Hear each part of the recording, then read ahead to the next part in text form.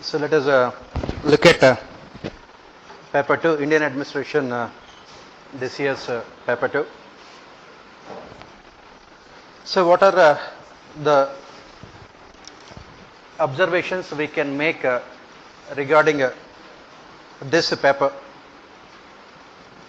First and foremost, like the previous year, it is more of a GS kind of paper, general studies kind of paper.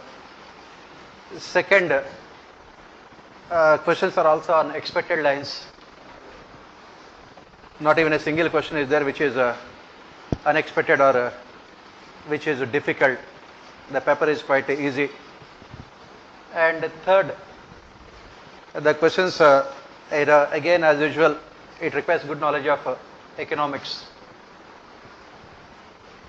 Like with paper 1, this also requires good knowledge of economics.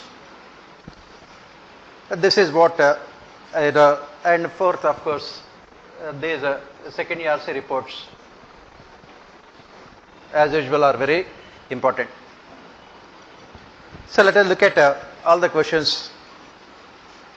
In the text of Arthashastra, the state is neither a police state nor merely a tax gathering state. So basically the question is almost repeated every year in different forms. Basically the question says that Arthashastra is not only about a regulatory state, Arthashastra is not only about the functions to be performed by the state in the form of regulatory functions. It also focuses on what we call welfare aspects. It also focuses on welfare aspects. What Kautilya has said is that if you look at the whole text of Arthashastra, first Kautilya has said that the king has to strengthen his position.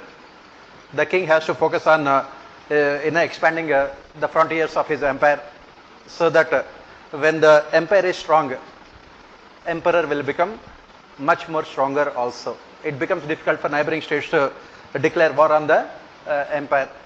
That is the reason why the first responsibility of the king is to make sure that his empire becomes much more stronger. And second, once he strengthens his position, Kautilya has said that the king should focus on welfare aspects.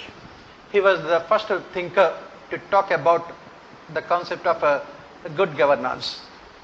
He said that the king definitely has to protect the people, the king has to maximize his revenues. But beyond this, the king has to do many other things also. And he said that the king should focus on good governance.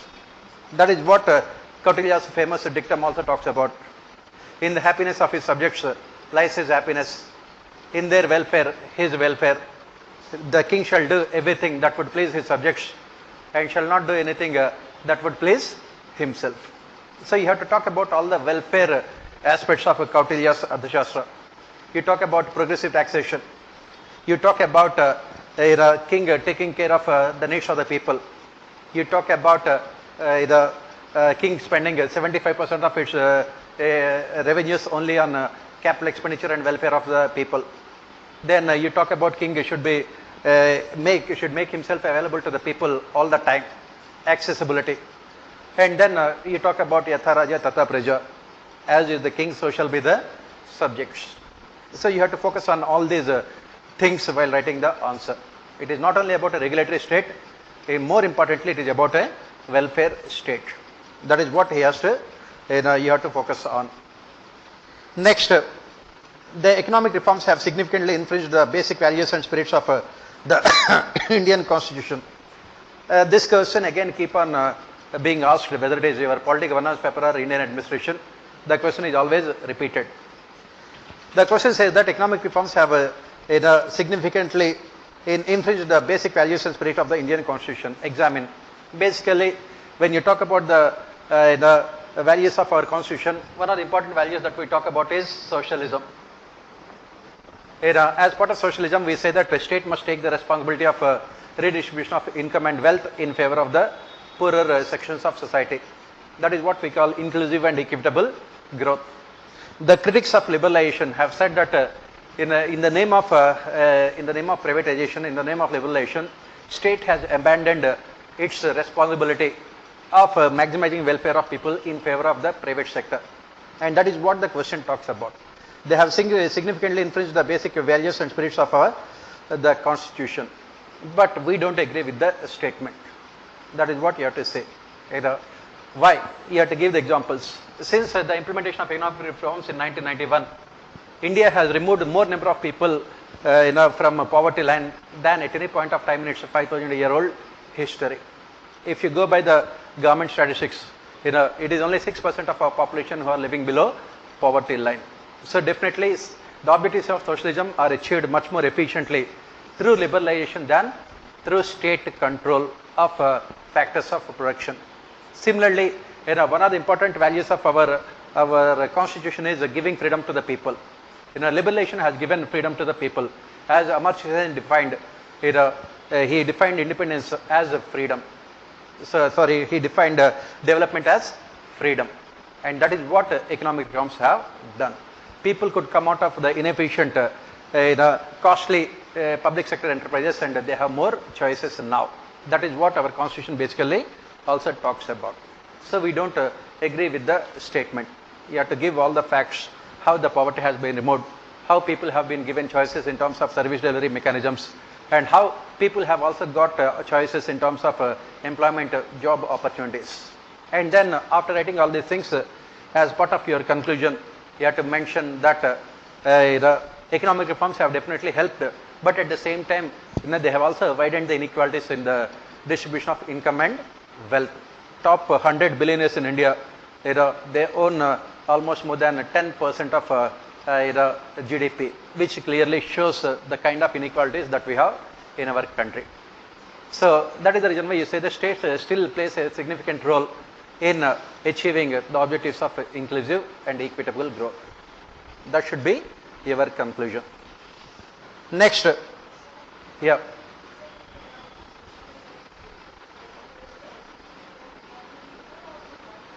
Which one? Socialism. That is what I am saying. The objective of socialism is to remove inequalities. And the instruments of socialism can be either state or markets. Markets have achieved the objectives of socialism much more efficiently than the state. That is what we are saying. After 1991, when we adopted these economic reforms, we have removed, as we have mentioned, more number of people below poverty line than at any point of time in our 5,000-year-old history. So definitely the objectives of socialism have been achieved much more efficiently after we implemented the economic reform than before. So we don't agree with the statement. Next, Macaulay's ideas on Indian civil services correspond to the elite theory of bureaucracy which continues to persist. Do you agree? Justify. Yes, definitely. Lord Macaulay's ideas on Indian civil services, he wanted bureaucrats to be coming from very well-off backgrounds. That is the reason why during the British times, who were able to get into ICS, Indian civil services at that point of time, mostly the graduates from London, the Oxford and Cambridge universities. And later, when Indians were allowed into civil services, it was only rich people who could go to London and take the examination. And the Britishers made sure that whoever got into civil services, they developed what we call them as colonial attitudes, elitist attitudes. And the question says that the same even continues to persist now also. Do we agree? Definitely we agree. Even though after independence we tried to change the elitist nature of our bureaucracy by making it more representative in its character. How did we make it more representative in its character? Through affirmative action, through reservations. After independence, we implemented the reservations so that our bureaucracy represents different sections of society, whether it is scheduled castes or scheduled tribes or OBCs. But in spite of the fact that we have implemented reservations for more than 70 years, we could not remove the elitist character of our bureaucracy. That is what we say. Why? Because our training methods are still colonial in nature. And then you talk about the solutions. You talk about civil services reforms to sensitize bureaucracy to the problems of the people so that they shed their elitist character and develop or inculcate democratic values. That is what should be your conclusion. Next, there has been an opinion that the ethos of Indian judicial system continues to be colonial. Suggest measures for raising the level of judicial excellence for achieving speedy justice. Almost similar question to the previous one. This is what we say. Whether it is civil services or judiciary or any other institution in India, the most unfortunate thing is that whether it is political executive also, they continue to be colonial in nature. So what is the colonial aspect of the functioning of judiciary in India? They are highly secretive. The judiciary functioning is highly secretive in nature. Judiciary is only one of the institutions which are stubborn, which are refusing to come under the purview of RTI. Second, the colonial nature, they are not accountable to anyone.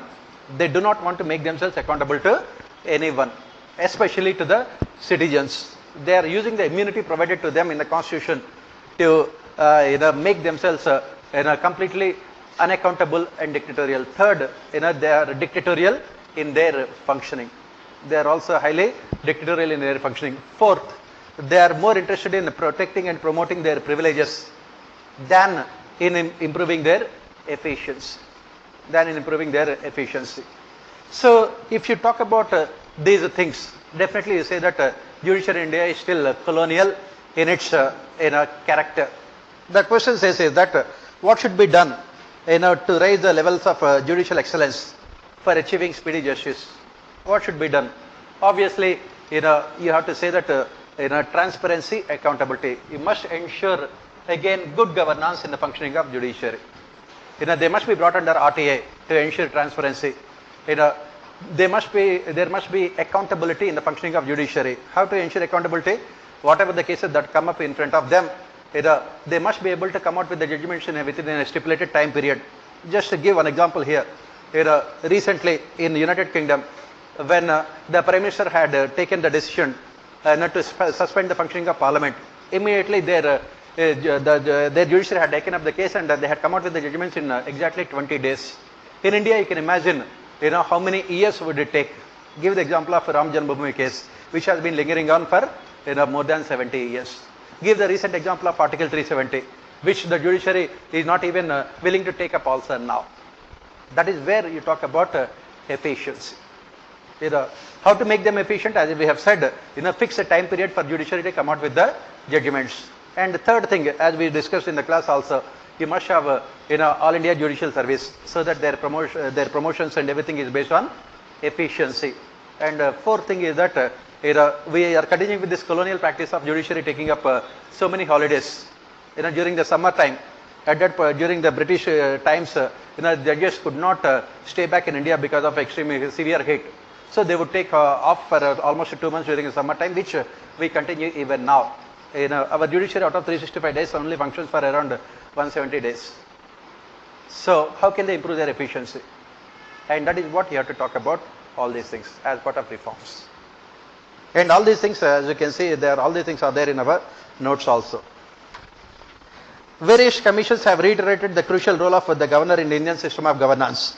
But the successive governments have not heeded to make governor's office a political. Examine the examples. This is what we kept on saying in the class.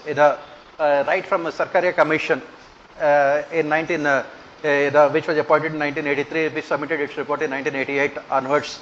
We had so many commissions and committees which suggested that the entire politicization of office of governor is due to two important problems related to it. One is appointment, second one is removal. And these commissions, Sarkaria Commission, Punji Commission, Supreme Court judgment in Bihar Assembly dissolution case, Supreme Court judgment in S.R. Bommai case, Supreme Court judgment in appointment and removal of a governor's case. They kept on recommending that the governor should be appointed. Who should be appointed? The person should be a political person. The person should not have actively participated in politics in recent times. The person should not be the same state from which for which he is going to be appointed as governor. And the person should not be again entering into active politics after his term is over. But none of the central governments have implemented any of these recommendations. You give the example. Even now also recently the central government has appointed governors to many states. All of them were mostly active politicians of ruling political party. Whichever political party that is in power, whether it is Congress or BJP, they only appoint active politicians as governors. This governor's office is being used to satisfy politically unemployed people in the ruling political party. Whenever the government finds that some of their senior leaders have become in a hurdle, they are appointed as governors. Similarly, whenever opposition party is in power at the state level, to reduce the effectiveness of the chief minister of opposition party, a very controversial politician is being appointed as governors. He gave the examples of all the governors, whether it is this Karnataka governor, Bengal governor, Goa governor, or other states where governors have deliberately created problems. What is the solution? The solution cannot be found in these commissions, reports and recommendations.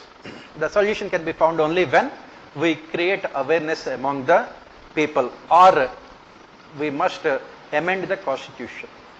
Amend the constitution related to, in articles related to governor. Then only we can find. Will the constitution be amended? No, because political parties have a vested interest in appointing their own people as governors. So you have to create awareness among the people. We have to move towards a political culture based on cognitions. Next, Article 356 says, very much like the proverbial bolt from the blue, without giving an opportunity or notices to the state governments to correct its alleged shortcoming. This phenomenon not only undermines the autonomy of the state government, but also demeans the statute of the President of India, critically analyzed. As we discussed in the class also, Article 356 is one question that can definitely be asked this year, and it has been asked also. Why? Because of the misuse of Article 356 in recent times. So how do you start your answer? You start your answer with why Article 356 has been included in the Constitution.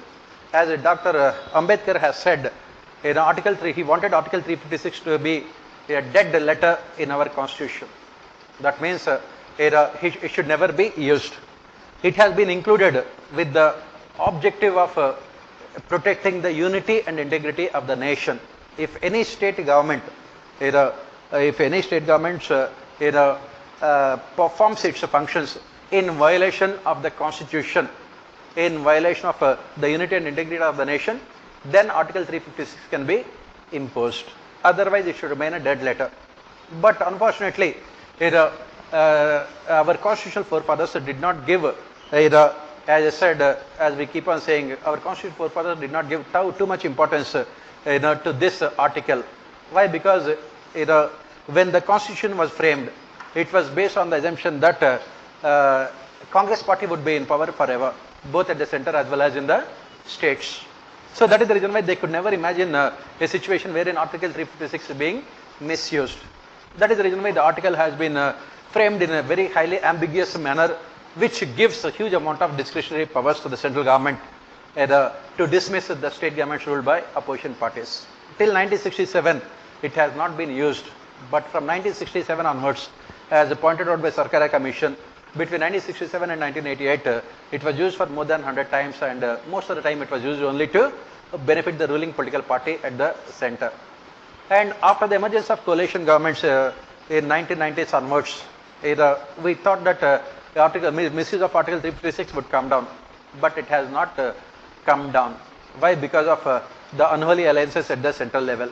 So any alliance that comes to power at the central level would always target the state governments which are ruled by opposition parties. When Congress was in power, they have done the same to the BJP ruled states, and when BJP came to power, they have done the same to opposition ruled states.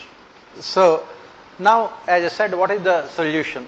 The solution, as we keep on saying, is very, very simple, which is given by Sarkara Commission, which has been talked about by Supreme Court judgment in S.R. Bommai case, and which has been again given by Supreme Court in its judgment on Bihar Assembly dissolution case. That is what you have to write all those solutions. Basically, the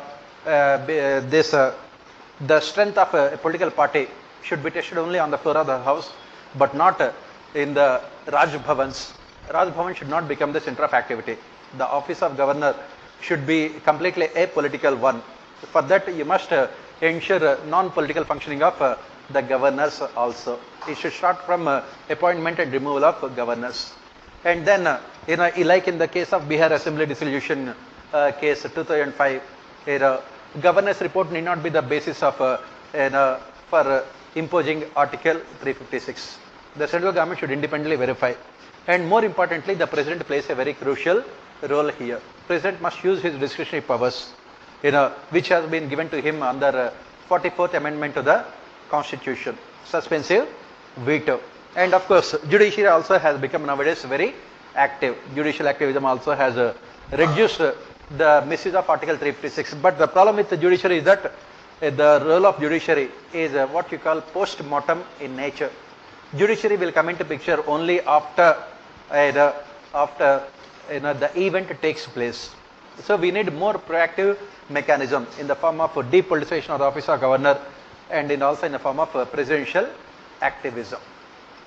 And you can include other recommendations of Sarkara Commission, Punji Commission, as well as Supreme Court judgments.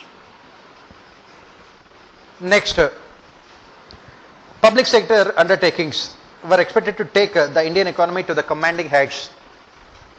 Instead, the successive governments have been pushing for disinvestment. Critically examine how the scenario has changed over the years. Again, while discussing PSUs in our class, I said that this year definitely the disinvestment will come, because it has not come for a long period of time, and it has come for not 1 or 2, 20 marks. So, you start your answer with again, why public sector enterprise had come into existence in the first place. From the second 5-year plan onwards, we opted for investment-led growth model, what we called it as Nehru-Mahalanobis model, wherein we identified that public sector enterprises would be the engines of growth. So, in 1955, we had 5 public sector enterprises, with 29 crores of investment. By 1990, we had more than 242 public sector enterprises with more than 1.25 lakh crores of investment. We have seen huge amount of expansion in public sector enterprises. In 1970s, Indira Gandhi, as part of her Garibi Hatao and ultra-leftist policies, what Indira Gandhi has done, she has nationalized many loss-making private sector enterprises. Loss-making private sector enterprises were nationalized in the name of protecting the interests of workers, which continued to be loss-making even after they were nationalized, in spite of the fact that they performed under monopolistic conditions.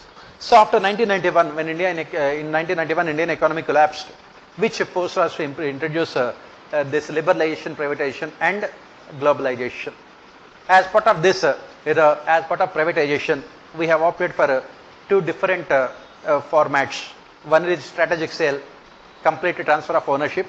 Second one is partial privatization in the form of disinvestment. And the question is about disinvestment. As again we have discussed in the class, this disinvestment process has not been successful of late. In the first 20 years, we could raise only 50,000 crores of rupees through disinvestment because of political compulsions.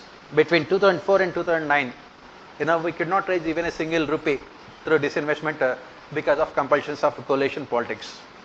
And we had come out with certain objectives related to disinvestment. What are those objectives? The money which has been raised through disinvestment would be used to finance the capital expenditure. It would be used to modernize the public sector undertakings. It would be used for welfareist purposes to improve infrastructure. But none of these objectives were realized. And when BJP came to power, the Department of Disinvestment was renamed as DIPAM. In BJP government, the only thing they have done is they kept on changing the names. It was called Department of Investment and Public Sector, Public Asset Management. It was not investment, it was disinvestment. But they called it as investment. Department of Investment and Public Asset Management. It is called DIPAM. And the government has said that whatever the money they would be raising through disinvestment would be used basically for capital and infrastructure purposes. But in reality, it has been used only to finance the fiscal deficits of the government. Initially, yes, the government could not raise money through disinvestment because of the flawed process of disinvestment. Government had kept a huge amount of price for disinvestment, which has not been accepted by the markets. When the government could not get the price it demanded from the markets, the government through backdoor opted for disinvestment.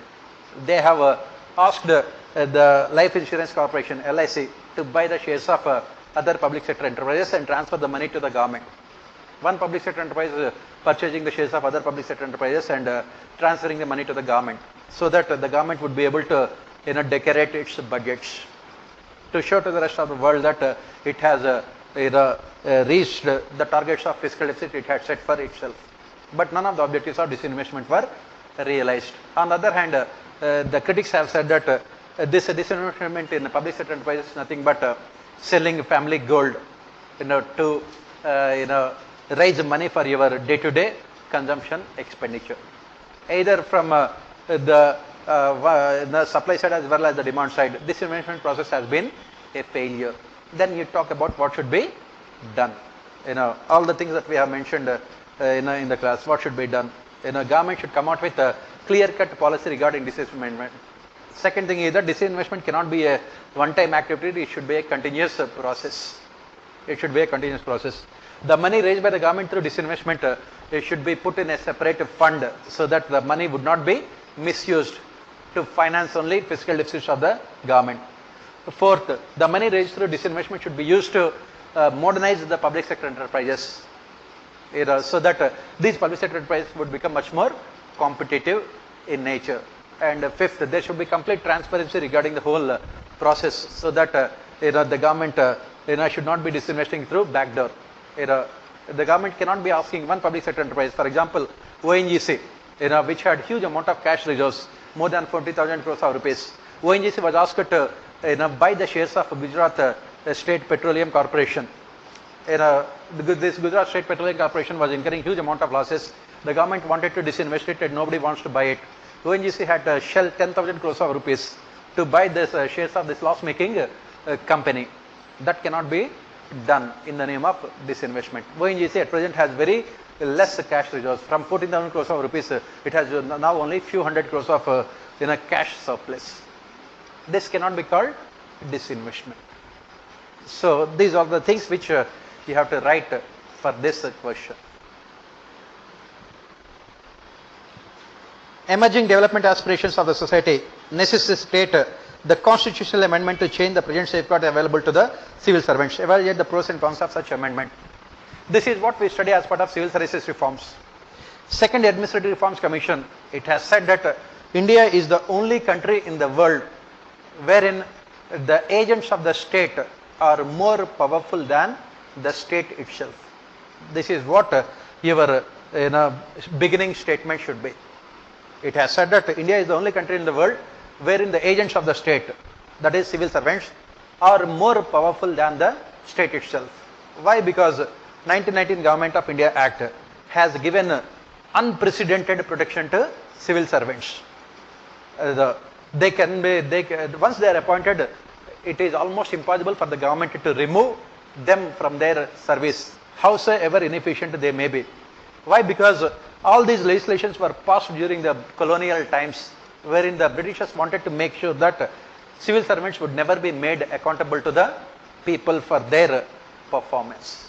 They wanted to make sure that the civil servants, and they wanted to make sure that the civil servants are given this stability of tenure. So second ERC, while discussing about this issue, has said that if the choice is between security of tenure versus accountability of civil servants, there is no choice at all.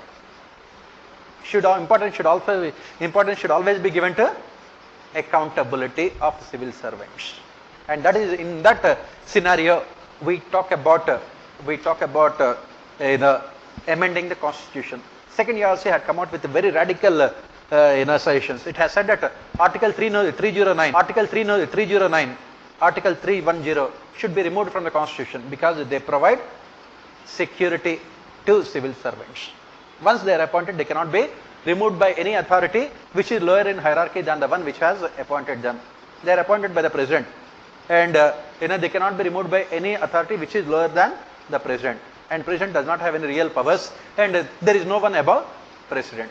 So obviously they enjoy complete security of tenure at the cost of accountability to civil servants.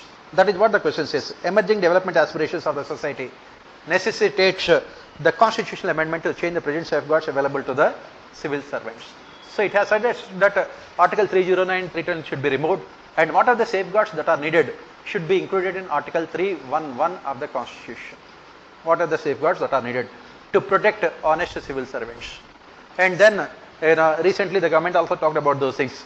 Those civil servants whose performance is not up to the mark should be removed from their services for inefficiency. Till now, the government has removed most of the civil servants because of corruption, but not because of inefficiency. Since independence, not even a single civil servant has been removed from the service because of inefficiency. There have been, even recently also you can see, the government has removed so many of them, income tax officers, customs officers. They were removed because of corruption, not because of inefficiency. And some of the police officers were removed because of violating the code of conduct, but not for inefficiency. So there must be objective performance evaluation, which should be the basis of their removal, as suggested by Surendranath Committee also, which we shall be discussing in other questions also. This is what you have to write for this question. Next, strong PMO is antithesis to the feature of collective responsibility of Council of Ministers. Examine the statement in relation to the position of PMO vis-a-vis Council of Ministers in the light of the statement. And exactly the same statement you can see in our class notes also. Those who have attended our classes. Exactly the same statement we have made in the class. Strong PMO is antithesis to this Council of Ministers form of government. Right? So, we have discussed how this PMO has functioned right from the days of Jawaharlal Nehru. You have to talk about from Jawaharlal Nehru till now. As and when the Prime Minister had become powerful, automatically it resulted in a dictatorship of PMO. Especially during the time of Indira Gandhi, P.N. Haksar was the most powerful bureaucrat in the country, and later P.C. Alexander, he was the most powerful bureaucrat in the country. And during the time of Rajiv Gandhi, PMO consisted of technocrats. All those technocrats, Manishankar Iyer, who was from IFS, who retired, and then Montek Singh Ahluwalia and Sam Pitroda. They were the people extremely powerful, and they dominated the functioning of all the ministries.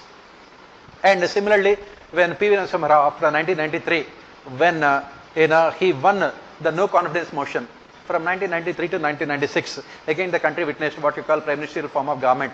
P.V.R.K. Prasad, IAS officer from AP cadre, was the most powerful bureaucrat in PMO at that point of time. And PMO was involved in these filing cases against political opponents in what is popularly known as Jain Hawala case. And then during the tenure of Vajpayee, for the first time PMO was headed by a non-IAS officer. This foreign service officer, he was the most powerful person in the PMO, who went on to become the first NSA also, National Security Advisor. And then during the tenure of Manmohan Singh, PMO again was has expanded in terms of its size, and it was these officers from Kerala cadre who dominated PMO, and it had become extremely controversial because of inefficient functioning of PMO. In 2014, when the country witnessed for the first time again a single party rule after 30 years, again we have witnessed the dictatorship of PMO. As recently as 3-4 months back also, PMO had written letters to all the ministries and departments saying that they should not announce any policies, any policy related to their ministries and departments without getting the approval from PMO. And PMO directly monitors the implementation of flagship schemes of all the ministries and departments. So ministries and departments, they don't have either freedom in formulating the policies, implementing the policies, or evaluating the policies. As the question that was asked last year also related to state governments, the ministers, the cabinet ministers have become nothing but secretaries in their own ministry, as they do not have any real freedom. As we say, a strong PMO is a salvation for any Prime Minister, but it is completely against the collective responsibility of parliamentary democracy. It results in dictatorship of PMO. And what is the solution? As we have suggested, the solution is that a strong PMO can be there, but at the same time, PMO should not enter into what we call political functions. As rightly pointed out by Jawaharlal Nehru, PMO should remain the back office of the Prime Minister. It should never take up a political role. It should remain the back office of Prime Minister, and as part of Council of Ministers form of government, ministers should be given independence, so that the PMO strictly performs what we call staff related functions. That is what you have to write for this question. Next, capacity issues relating to employees have hampered the implementation of several government programs. Trace the reasons in the context of provisions of national training policy. Basically, what we have said is that, we keep on saying is that in paper 1, while talking about RICS, we talk about the relationship between development administration and administrative development. That is where you have to start your answer. What did Fredericks say? Fredericks has said that administrative development is necessary to realize the objectives of development administration. Administrative development is necessary to realize the objectives of development administration. So what does development administration involves? Development administration involves formulating policies, programs, allocation of finances, creating structures, recruiting people, providing training to them, implementation, evaluation, feedback. This is what we say development administration. And one of the key components of development administration is administrative development. And this administrative development means enhancing the productive capacities of administrators so that they could realize the objectives of development administration. And this is what the question talks about. In India, most of the developmental and welfare schemes have been a failure because of lack of capacity building initiatives on the part of the government to make civil servants capable of performing the task of ensuring the success of development administration. So what should be done? This national training policy in 2012, what should be done? So basically, the same thing which we have discussed as part of training. It should focus on 3 important aspects. One is improving skills. Second one is gaining knowledge. And the third one is most important, developing values. Improving skills, gaining knowledge, developing values. What are the basic weaknesses of our training, civil services training? Our civil servants are trained only to perform regulatory functions. The training that is given to them as part of foundation course training, FCT, this foundation course training is for around 19 months. And the training mostly focuses only on performing regulatory functions, land revenue, and then police, maintenance of law and order, and settling the disputes related to land and everything, civilian disputes.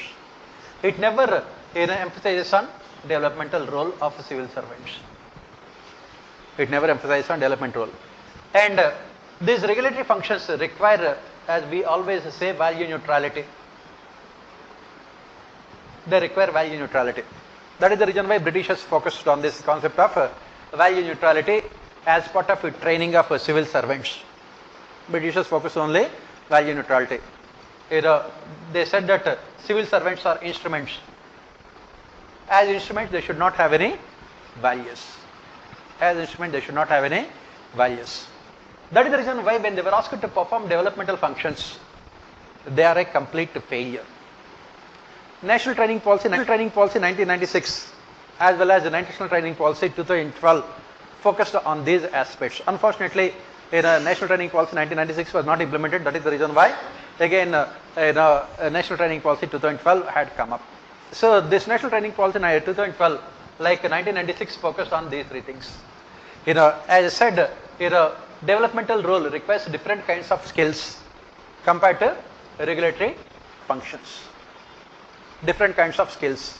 What are the skills that are required if you have to perform developmental functions? Again, you have to bring in the thinkers here. Chester Barnard, as we discussed in the paper 1, what are the leadership skills that you must possess? You must possess the skills of communication. You must possess the skills of motivation. You must possess the skills of resolving disputes. You must possess the skills of working with a group. These kind of skills are required. Why? Because as we study, public administration require completely different skills compared to that of private organizations. That is the reason why the basic problem with lateral entry is that when people from private sector come into administration, it becomes difficult for them to adjust to the complexities of administration, because administration requires different kinds of skills. You are implementing a developmental scheme, you must understand the social problems of that particular place. You have to motivate the people. You have to change the opinion of the people in favor of the government. You have to ensure active participation of people. You have to create awareness among the people. That is the reason why the kind of skills that are required is completely different from regulatory functions. Unfortunately, the training of civil servants does not focus on improving these kind of skills. Whereas in case of regulatory functions, what are the skills that are needed? Basically, strictly following the rules and regulations. They must have good knowledge about the civil laws, criminal laws. They must have good knowledge about writing notes on files. They must have good knowledge about following the rules and regulations, hierarchy. Nothing else is required, regulatory functions. Whereas the developmental functions require huge amount of skills. Similarly, knowledge. What our civil servants lack is practical knowledge. They simply don't have practical knowledge. Why? Because when you get into IAS, you have not seen, you have not seen at all the real, what is called the real world. You are from IITs and IIMs. Immediately get into, you take examination, you get into services. You have take a mathematics optional. You don't know what is unemployment. You don't know what is untouchability. You don't know what is poverty. You don't know what are the problems of agriculture. You talk to any of those IAS officer and ask them what is the difference between paddy and rice. 99.99% would not tell you what is the difference between paddy and rice. And they are the ones who are expected to implement all the agriculture related schemes of the government. They don't know what are kharif crops and what are rabi crops. Because the training mostly focuses on theoretical aspects. They are not given any training related to practical aspects of administration. That is the reason why field level training is important. Unfortunately, even field level training also, they'll be getting training at a very high level. The difference between police and IAS training is that in police training, as part of your training, you will be working as a SHO. You will be working in the police station officer, IPS. Whereas when you go to IAS training, you will be working as assistant collector. Your designation will be assistant collector. That means topmost position in the district collectorate. So, do you know the problems of people at the ground level? Obviously not. That is the reason why training should be focusing more on practical aspects, which is not at all being done in civil servants. Let them work at the ground level. Let them work at as village assistants starting with, so that they will go to villages, know about the problems at the ground level. That is what training should be focusing on. On the other hand, if you sit in the collectorate office, how do you know about the problems of the people? That is what again national training policy focuses on. And third one is, most important one is values. Most importantly, values. That is what we keep on saying. During the British times, Britishers deliberately inculcated colonial attitudes so that the civil servants would become instruments of exploitation of the British Empire. And unfortunately, after independence, even after 70 years, we continue with the same training methods. That is what we call ivory tower approach. They sit on the top of the top tier of the building. From there, when you look at the people, you will never come to know about what exactly the problems faced by the people, because you will lose so much touch with the people, the ordinary people, that you will never be able to empathize with their problems. Our training is conspicuous by its absence of values, sensitivity training. And most importantly, as we study all the time, training is always considered a paid holiday. In-service training as well as induction training. Induction training is considered paid holiday because even before you go to the training institutions, your cadre, your service, everything is decided. So whatever may be your performance in the training, it will have no impact on your career. In-service training, as we study, basically in-service training is given to wrong people for wrong reasons. Honest IAS officer is there. You want to remove him from that position. You give promotion to him and he will say that to get that promotion, you must undergo training. You want to remove honest officers who are working in the field. And this in-service training is not compulsory. It is not mandatory. And performance during training is not linked to promotion. That is what National Training Policy talks about it. Especially in-service training, make sure that the performance during training period it should be the basis of a promotion. So all these things which you have to write. Next, the strategy to deal with the non-performing assets of banks may lead to overburdened taxpayers. Examine the role of government to protect the interests of both. So, what is the strategy by the government to deal with non-performing assets of the banks? What is the strategy of the government to deal with non-performing assets of the banks?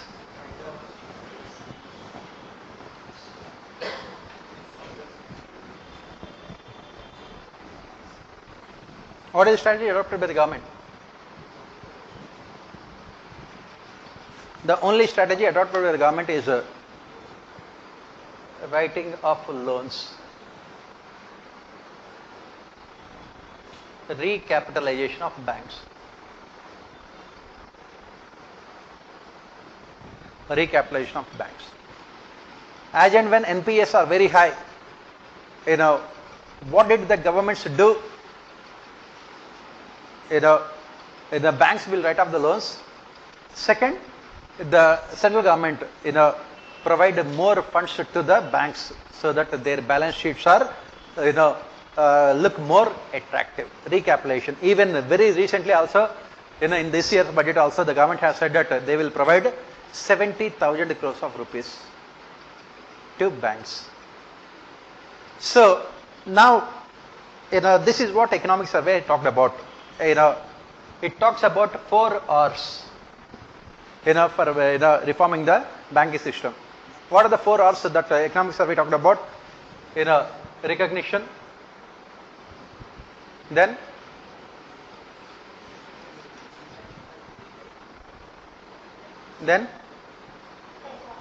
reform, okay, recapitalization, then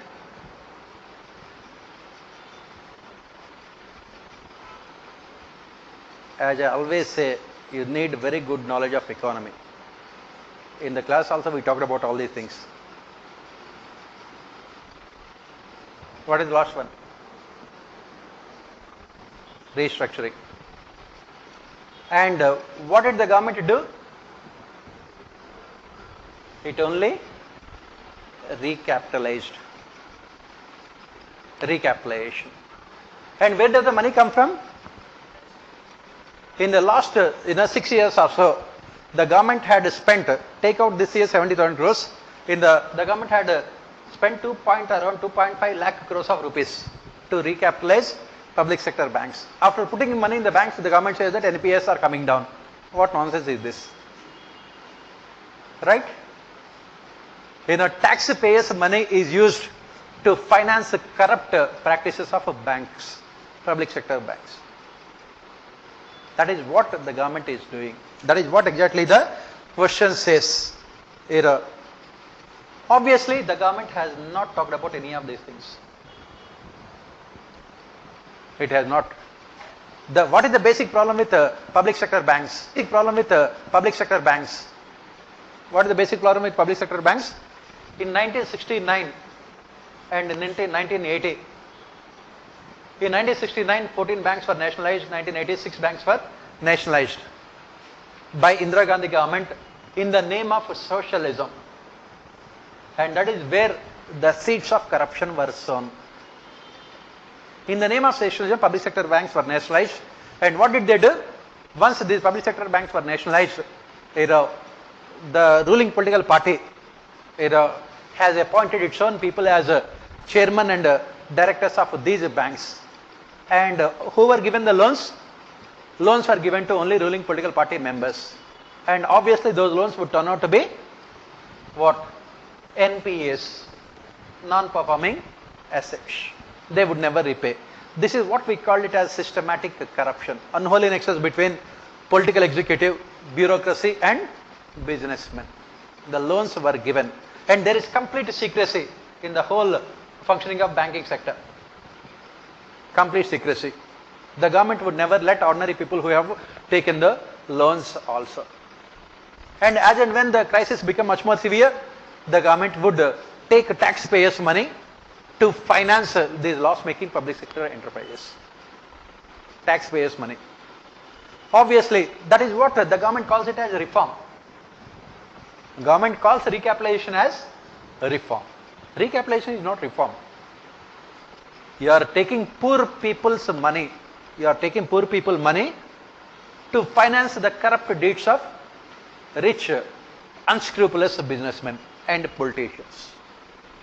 The government will never tell us, whose loans have been, written off by the banks.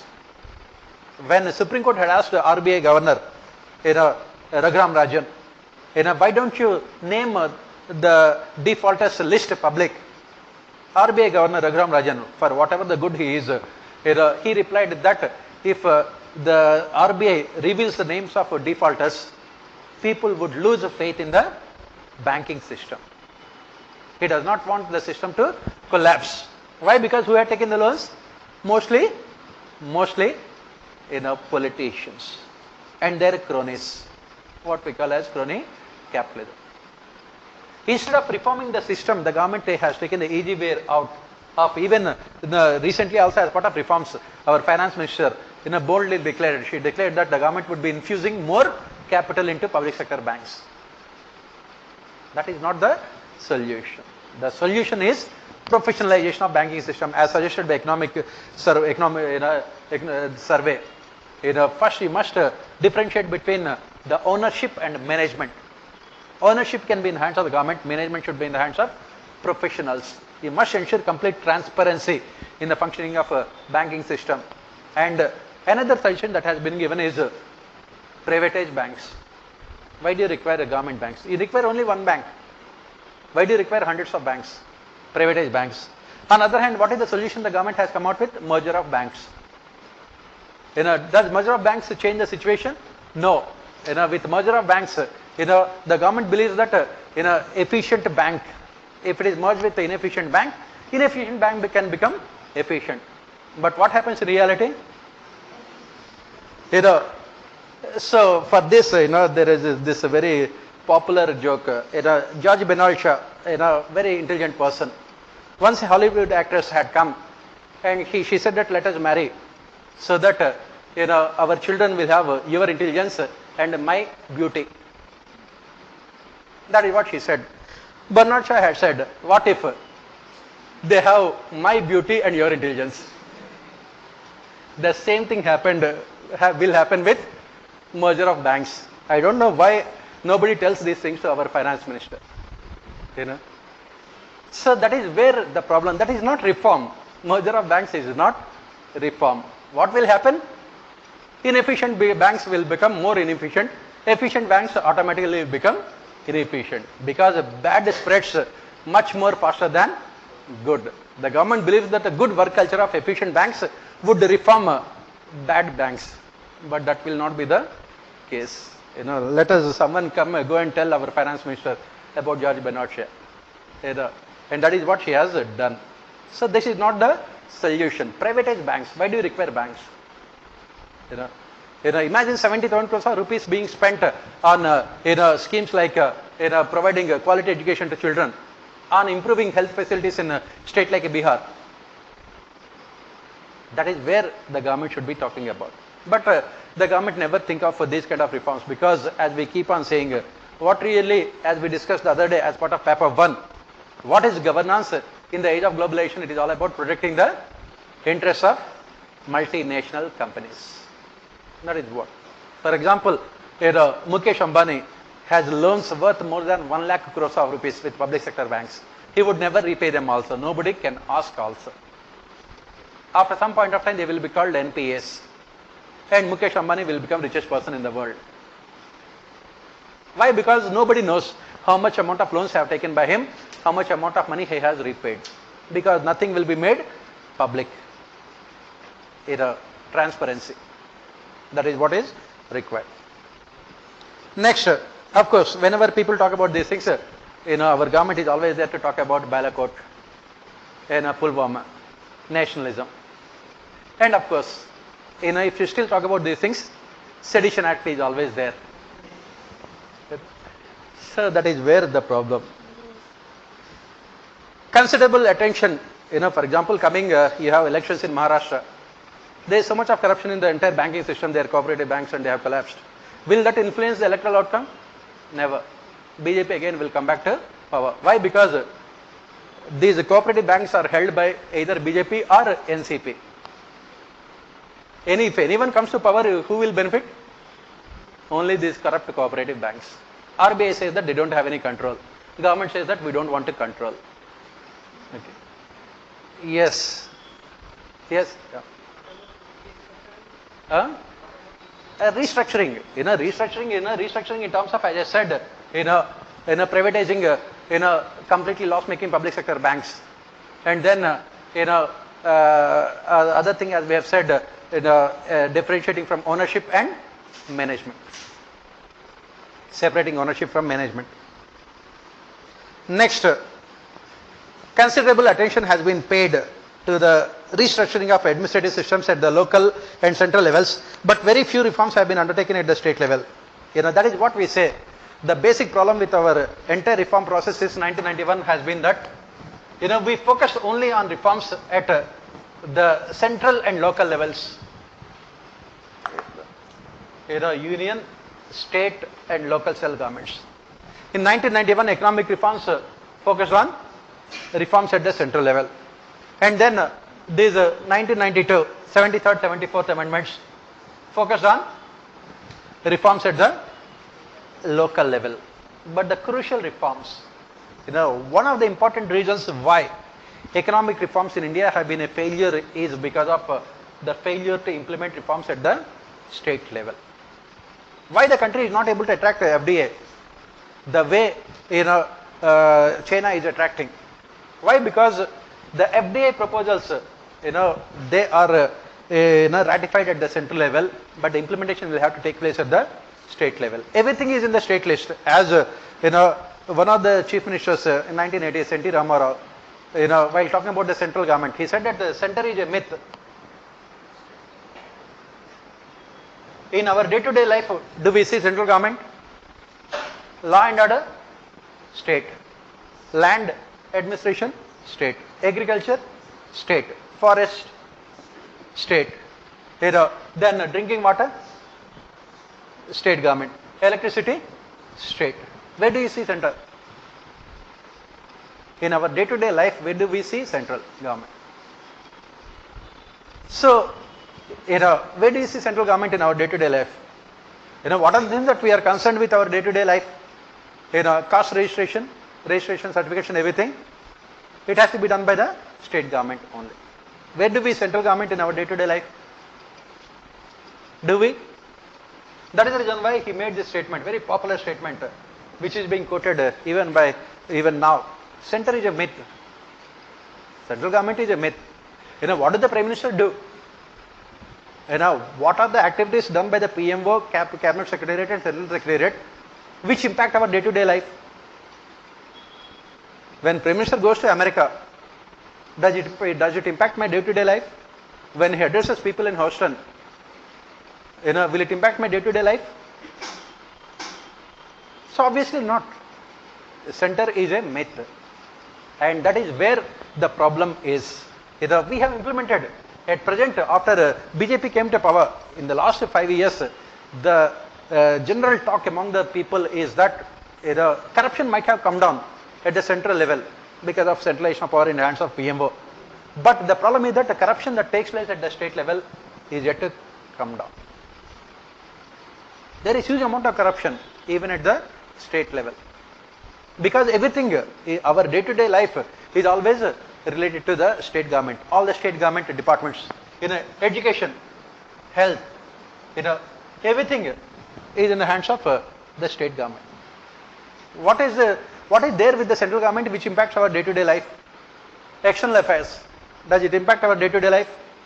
As I said, if the Prime Minister goes to America or France, how does it really matter to me? For a person on the street, does it matter to me? Will that reduce corruption in my secretariat? Will it reduce corruption in my district administration? Obviously not. In FDA proposals, as I said, the permission is given at the central level. Who has to give actual permission at the ground level? State government has to give you permission for land. State government has to give, provide you infrastructure. State government has to give you enough security. And that is the reason why we could not benefit out of this economic.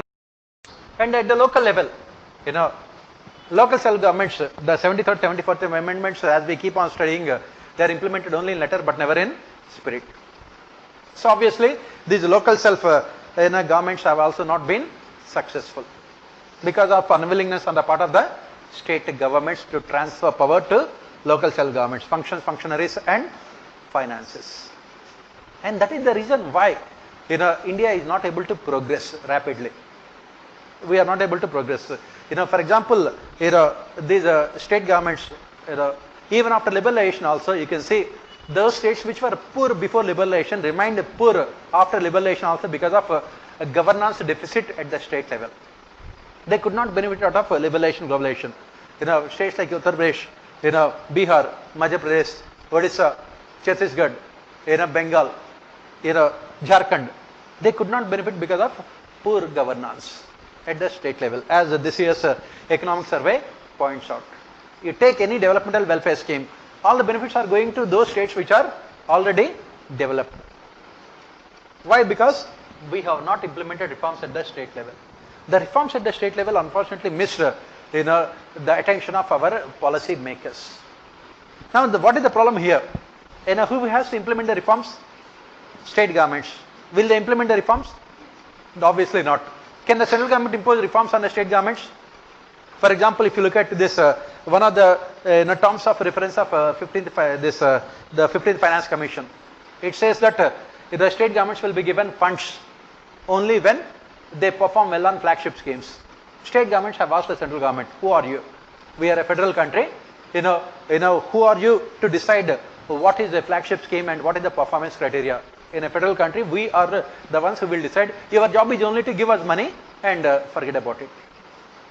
Now, one of the criticisms against 14th Finance Commission is that,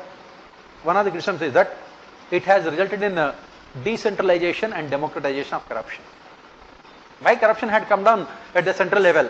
Why? Because at the central level, not much money is there, because most of the money is flowing into the state governments only. Whatever the money that the central government is also earning, most of the money will be given to the state governments as part of centrally sponsored schemes or central sector schemes. The central government is spending money exclusively only on defense, external affairs. The rest of the money will be given to the state governments only. And after 14th Finance Commission, state governments have got huge amount of funds without any accountability, resulting in what you call decentralization and sarcastically democratization of corruption. That is what happened. Why we have not implemented the reforms? None of the state governments have really bothered to come out with state finance commissions. All the questions were asked in the section B also. While answering this question, you will be answering all the questions of section B also. None of the state governments really bothered to come out with state finance commissions.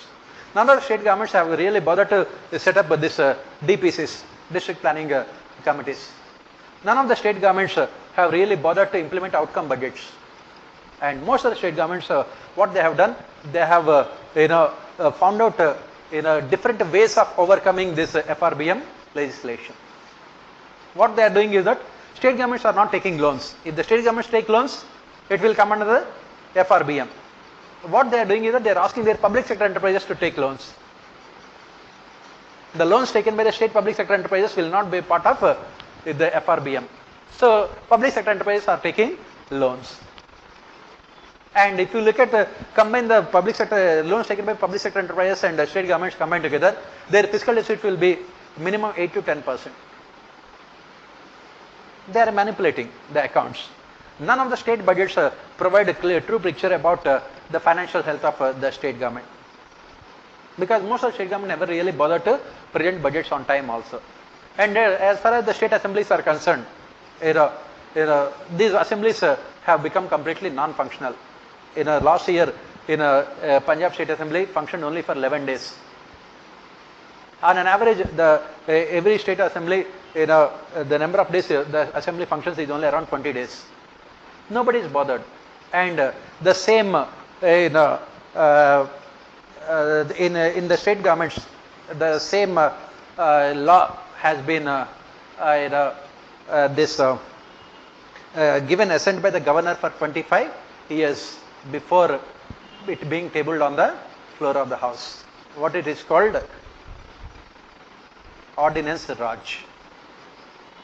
Even the state governments have majority on the floor of the house. They never really bother to introduce the legislation on the floor of the house. They always take the route of ordinances. Every year, in the last 5 years, this Telangana state government has issued around 11,000 ordinances which are secretive, which are never put on the websites. This is what every state government does. And the state governments, especially with powerful chief ministers, they have become dictators. They have become dictators. And they are taking loans left, right and center. They are taking loans left, right and center. As I said, to overcome the FRBM legislation, they are asking their public sector enterprises to take loans. The money is diverted because budgets are not never presented on time, and budgets never provide details about the expenditure of the government. There is absolutely no accountability at the state level. And all the state governments are using the provisions of constitution to indulge in misuse and abuse of power. They are asking the central government not to interfere. And none of the state governments really bother to implement what we call police reforms. Even the Supreme Court judgment in the Prakash Singh case, none of the state governments have really bothered to implement police reforms. And next thing we say that politicization of civil services is the worst at the state level. Wherein the bureaucrats display their political loyalties openly. They display their political loyalties openly. They openly join hands with the political executive at the state level. Politicization of civil services has been complete at the state level. And of course, as we have mentioned, state governments never really bothered to ensure what we call good governance. Why? Because every state government in India, especially 1999 onwards, they had realized the fact that it is very easy to win elections on the basis of what is called political populism. Political populism. Thanks to liberalization and globalization, thanks to this Finance Commission recommendations, state governments have huge amount of resources. And what they are doing, they are giving everything free of cost to the people. They realize the fact that political populism with corruption, will ensure success. That is the formula. You bribe the voters at the time of elections, give them huge amount of money, and along with the charismatic leadership at the state level. Give the example of Bengal in this chit fund scam. All the ruling party politicians were actively involved. No action has been taken. Complete politicization. The DGP of the state himself was accused in the corruption scam, chit fund scam. If you take every state, the DGP invariably is corrupt, as pointed out by various commissions. And same is the case with Chief Secretary. No state government really bothered to implement civil services reforms. And that is where the problem is. And as I said, every state government completely ignored. In the recent past, in order to adhere to the FRBM, in order to adhere to the FRBM, recently these articles had come in the newspapers also about state finances. What every state government has done? Every state government is drastically reducing its capital expenditure. For example, give the example here. When the Uttar Pradesh state government implemented this loan waivers scheme for farmers, and it had cut down its capital budget in expenditure on infrastructure and capital by almost 70%. Why? Because lack of awareness among the citizens. You have to talk about all these things and then write the reforms.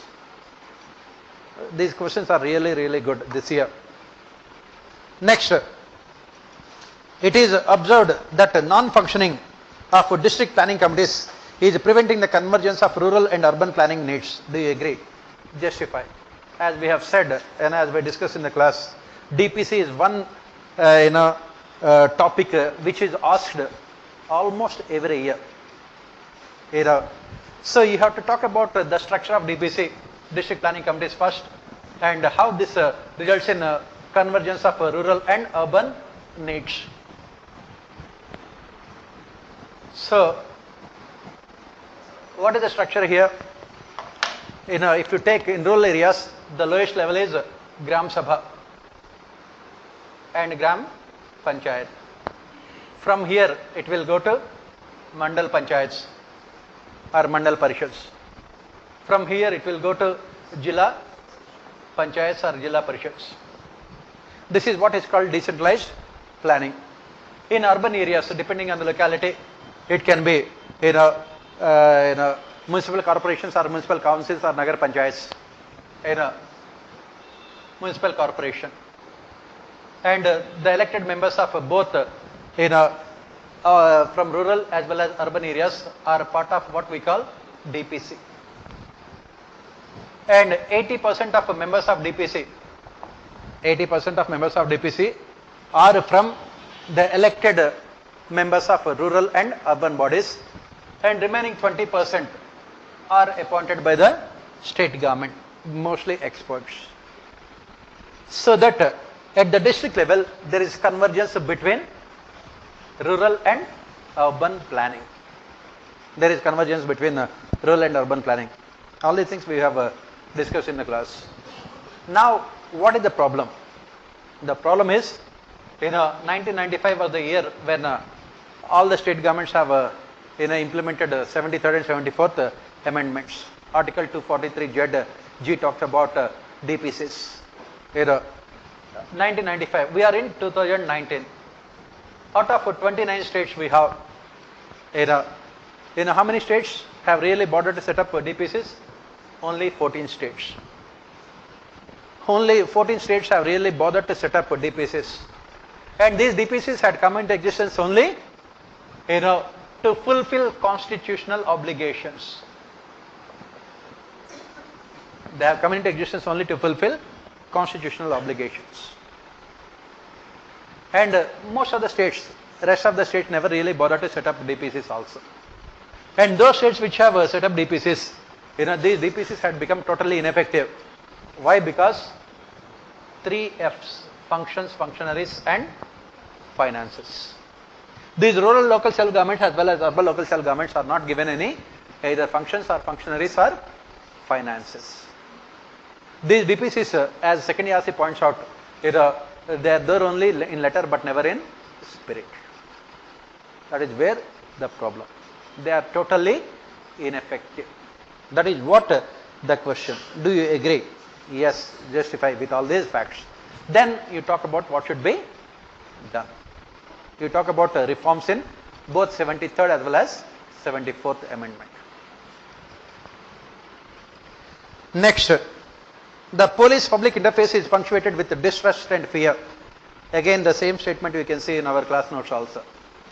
The basic problem why community policing has been a failure, police reforms have been a failure, is because of the lack of trust between the police and ordinary citizens. The lack of trust. Why there is no trust? There is no mutual faith between police and ordinary citizens. Why?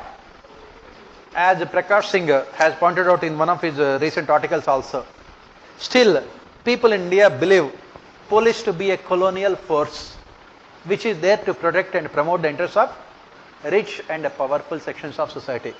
During the British times, they worked for the colonial government, imperial government. After independence, they started working for the rulers. As we said, the only thing that has changed after independence was or is, white man's rule was replaced with brown man's rule. Otherwise, the same exploitation continues in the name of rule of law. In the name of democracy, same exploitation continues. And that is the reason why we say that police reforms have not been successful. For success of police reforms, what is required is continued faith between the police and people. People, as we say, as second ERC says in its report on public order, every citizen is a police without uniform. They must also take equal responsibility for ensuring law and order. But what is the reason why ordinary citizens do not come forward and help the police? Why? Because as we said, especially poorer sections of society, they believe that police are there only to protect and promote. And another problem is that police have this kind of mentality, attitude, which they have developed as part of colonial police force. They always look ordinary people with a lot of suspicion. During the British times, police were taught to look at ordinary people with a lot of suspicion because police were working for imperial government. Ordinary citizens were fighting for freedom. That is the reason why there was a lot of suspicion, absence of faith. After independence also, India is the only country in the world, I repeat, India is the only country in the world wherein the state looks at its people with a lot of suspicion. Every person is treated as a criminal till he is proved as innocent. That is what the present state in India. Take the case of the recent amendments to Unlawful Activities Prevention Act, UAPA. The government declares you as a terrorist, then you have to prove that you are not. You are turning upside down the entire concept of justice. What the concept of justice says? You are innocent till you are proved otherwise. But the government says that you are a terrorist and prove that you are not. The same thing with police also. When you are giving this colonial police force so much of power, can you expect a better police-people relationship? So what are the reforms that we talk about here? Basically, you are talking about reforms in the structure, laws, rules, regulations, functioning of police forces. Everything should be completely changed. First and foremost, the term force should be replaced with service. Police are like a service, like revenue services, like judicial services, like banking services. Police should also be a service. We don't call it judicial force. We don't call civil force. We don't call it as banking force. Why only police force? Colonial, British. And no political party wants to implement police reforms. Why? Because any political party that comes to power, as we have discussed in the previous question also, state governments, they have completely escaped the whole reform process. Now you have to write about all these things.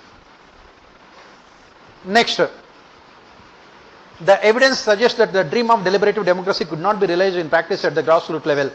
Evaluate the impediments in the functioning of Gram Sabha. The same thing as we kept on, we have discussed it so many times in the class. The same question is being repeated. What are the problems in implementing in the functioning of Gram Sabhas? First and foremost, population. What is the average size of Gram Sabha? 25,000 because of huge amount of population, density of population. Second one is non-participation of women. Third one is this social hierarchy, caste hierarchy, wherein scheduled castes and scheduled tribes are not allowed to attend the meetings of Gram Sabha along with forward castes. They will not be allowed. Next one is meetings of Gram Sabha are never held regularly. And next, all the decisions are taken by Gram Panchayats, without consulting or informing Gram Sabhas. And then, next problem is, as we have said, illiteracy, backwardness on the part of the people. They simply don't know what is happening, lack of awareness. Then you talk about the solutions. All these things are there in our class notes. Next, RTA has started its journey, but is far from its destination. In the view of the statement, examine the present status. Again, the same statement you could see in our class notes. We have not, I did not do anything new. I have taken it from second ERC. I have copied it from second ERC and UPSC copied it from our notes. But only thing is, copying is our birthright. That's why we are amending fundamental rights also. Right to copy, we are including as part of Article 14. Right? So, again the same thing. RTA has started its journey, but is far from its destination. In view of the statement, examine the present status of RTA movement. So, what we have said is that, when we passed RTA Act in 2005, we embarked on a journey, whose outcome is unknown to the people at that point of time. But after almost 15 years of implementation of RTA, we know what could be the consequences of RTA. But that has come in the way of implementation of RTA.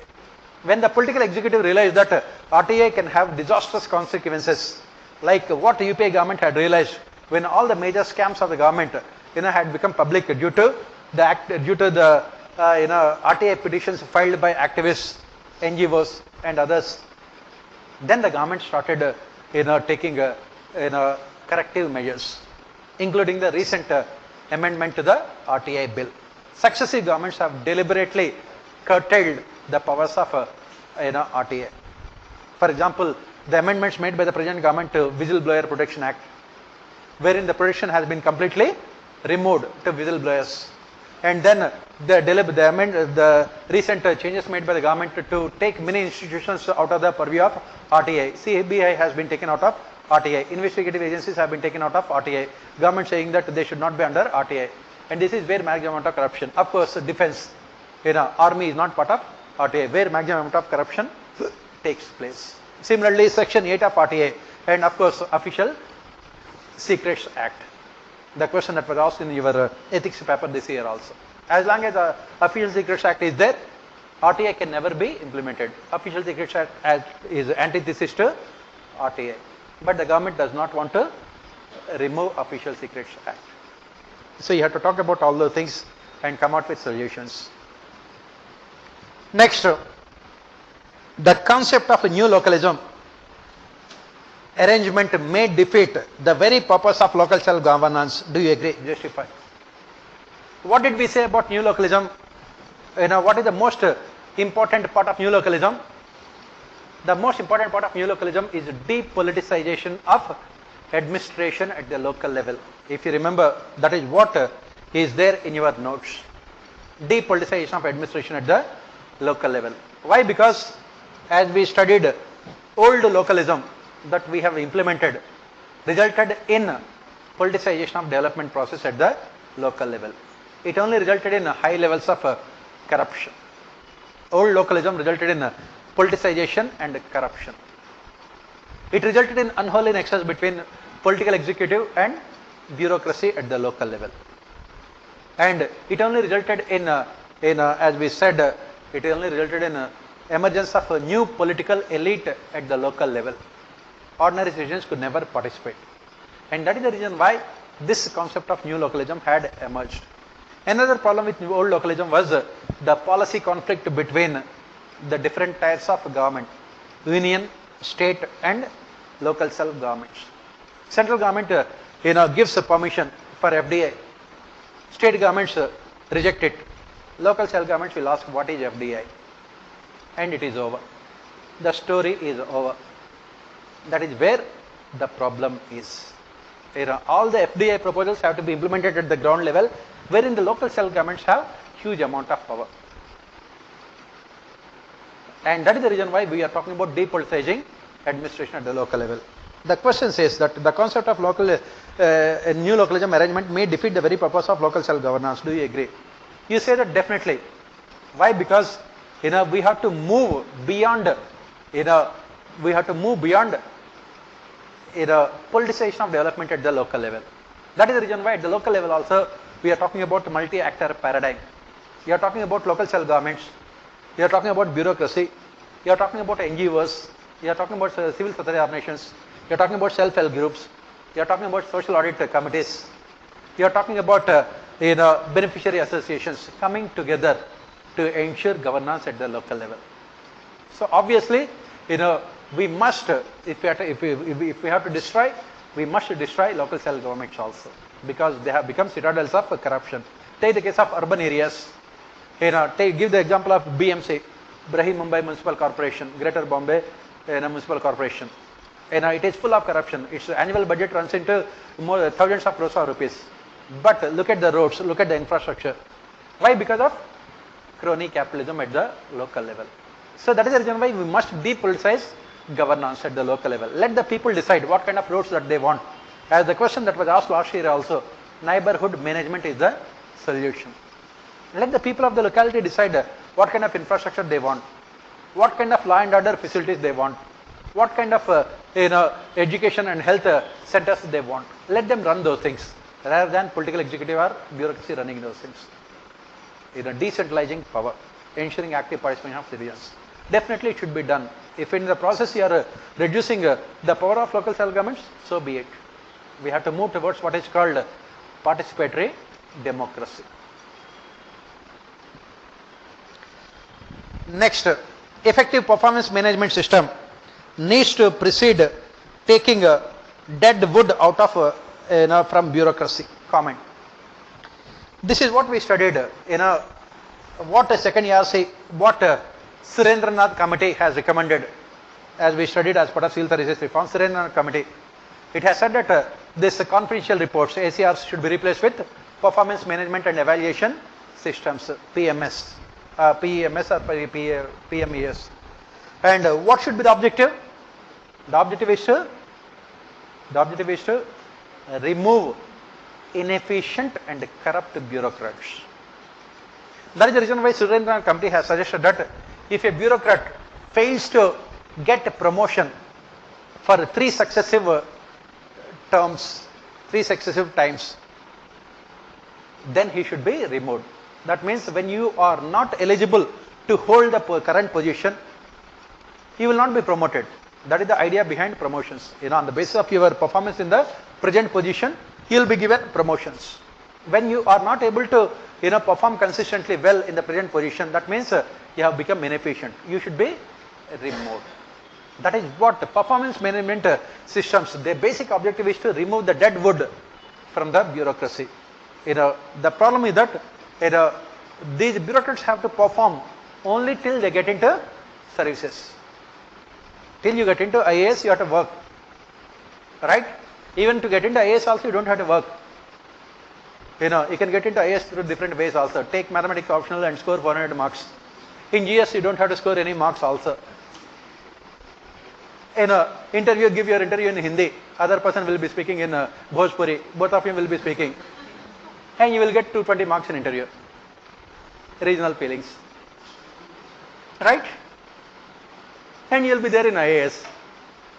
And after that, for next 35 years, as we say, what is the difference between political executive and bureaucracy? Once you are selecting a bureaucrat, he will be there for 35 years.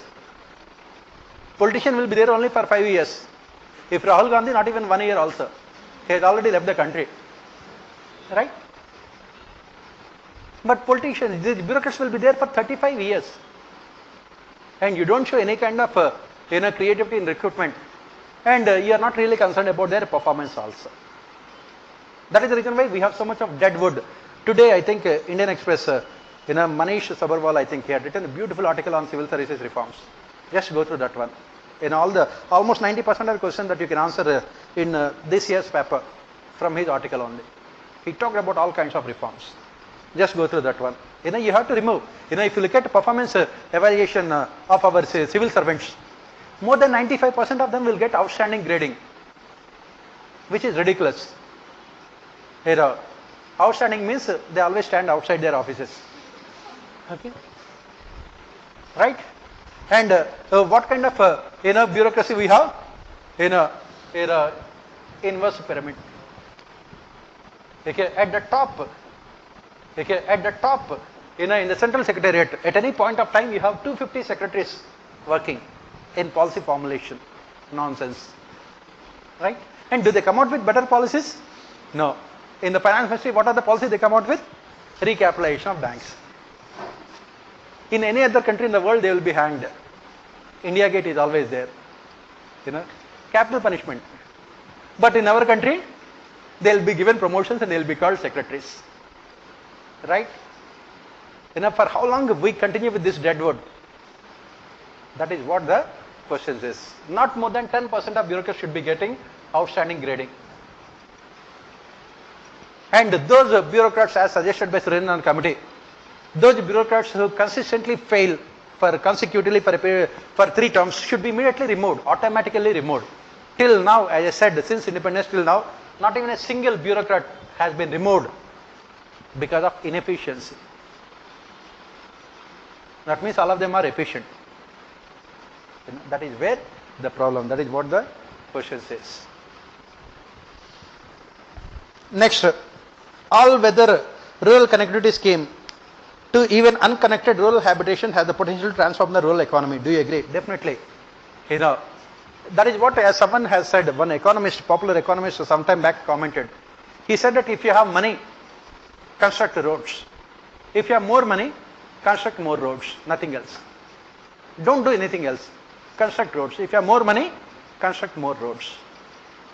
Because this can transform the entire economy. This can transform the entire economy. Give the example here. And these are things which you study in your agriculture, Indian economy.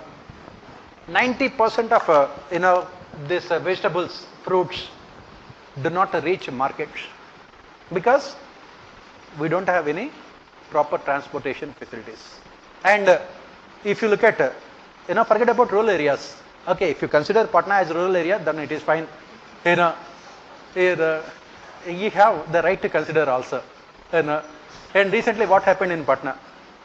Okay. Right now what happened? 5 feet water. And people are using submarines. That is where the problem is. If this is the plight of what we call the capital, capital with a capital C, right? You can imagine about other areas. Why this infrastructure is so much important? Why it is very, very important? I said that this connectivity, when you're talking about connectivity, we are not only talking about roads. We are talking about communication.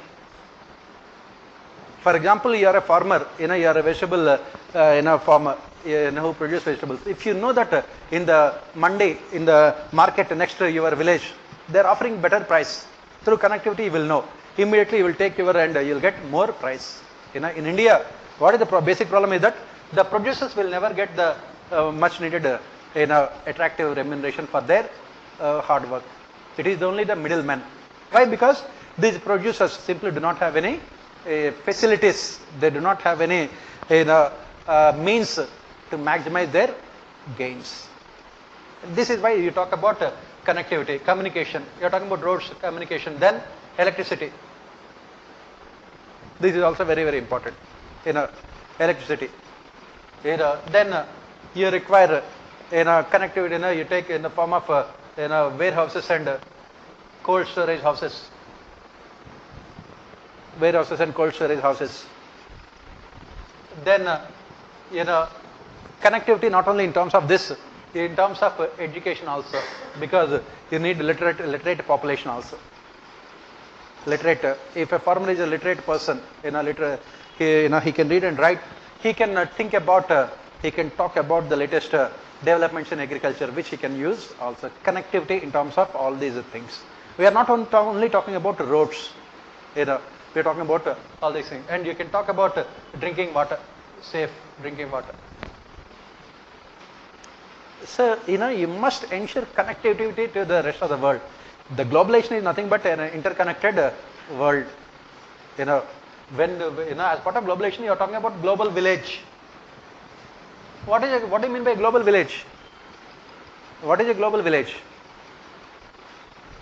wherein every person has access to other person.